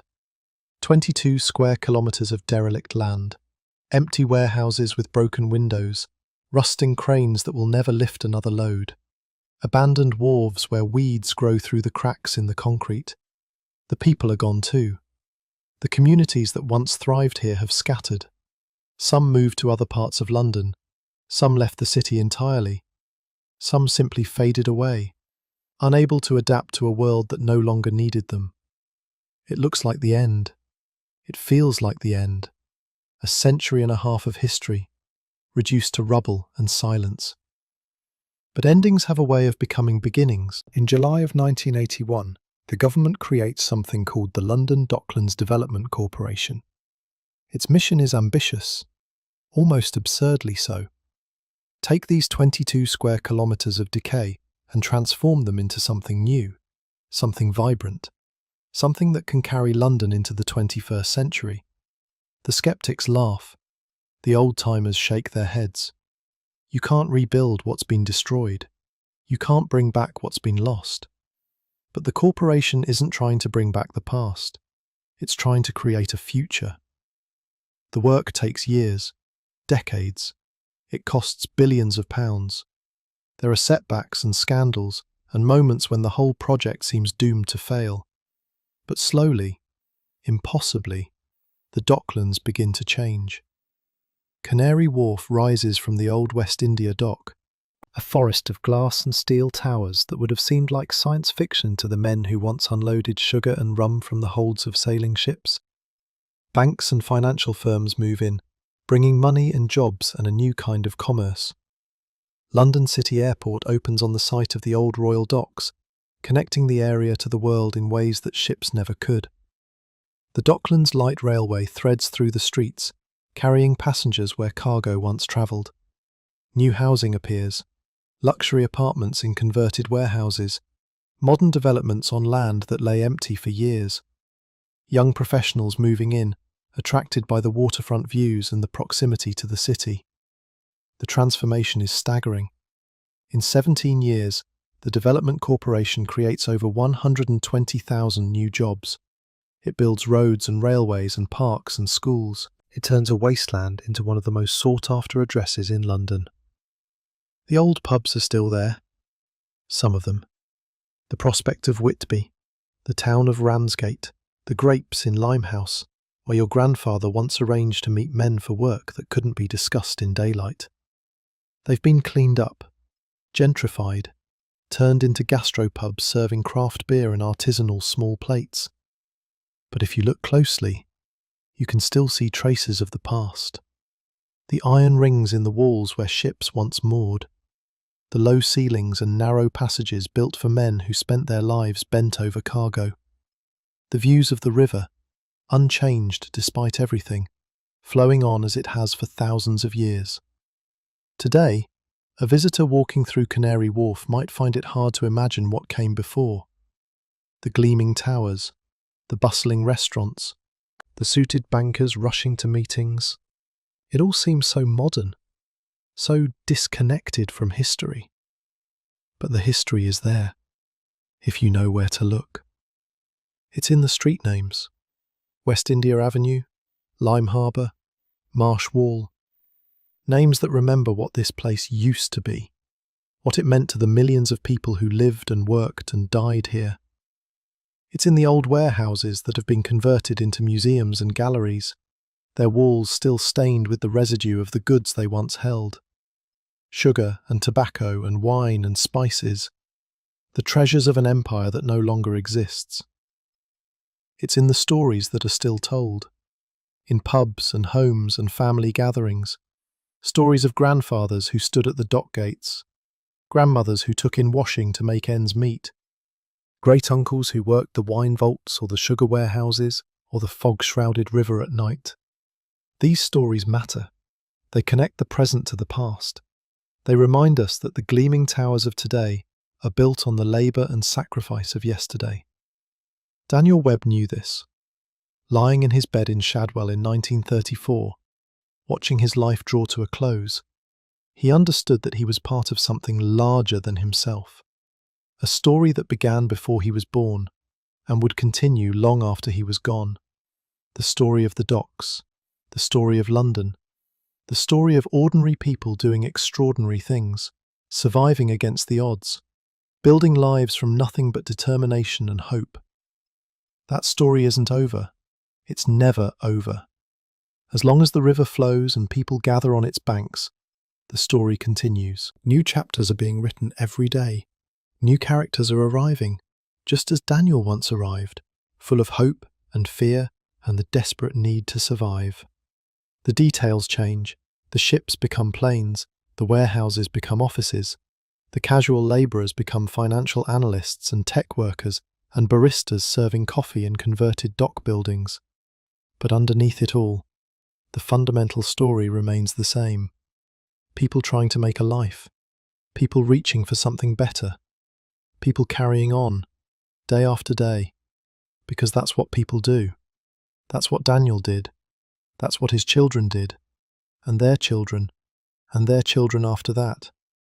And somewhere in London tonight, someone is lying in their bed, in an apartment that was built on land where dockers once gathered at dawn. They're looking out at the lights of Canary Wharf, at the river that still flows past their window, at the city that never stops changing. They don't know the history beneath their feet. They don't know about the men who stood at the gates, or the ships that came from every corner of the world, or the fires that burned for 57 nights while the bombs fell.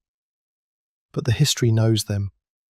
It flows through everything they are, every street they walk, every building they enter, every breath of London air they draw into their lungs. We are all part of this story, whether we know it or not. We are all connected to the people who came before us, the ones who built and suffered and survived so that we could be here now. And someday, we too will be part of someone else's history. Our struggles will become their story. Our lives will be the foundation for whatever comes next. That's how it works. That's how it's always worked. The river keeps flowing. The city keeps growing. The story keeps being told. And now, lying here in your own bed, in whatever corner of the world you call home, you're part of it too. Part of this long chain of human experience that stretches back through centuries and forward into futures we can't imagine. Close your eyes.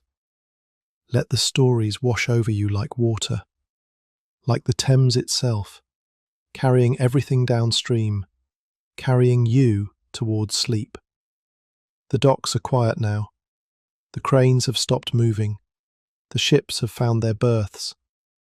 Even the city is settling down, the traffic fading, the lights dimming, the great machinery of London winding down for the night. Everything rests eventually. Everything finds peace. Even you. Especially you. So let go of the day. Let go of your worries. Let the history you've heard tonight sink into your dreams, becoming part of you.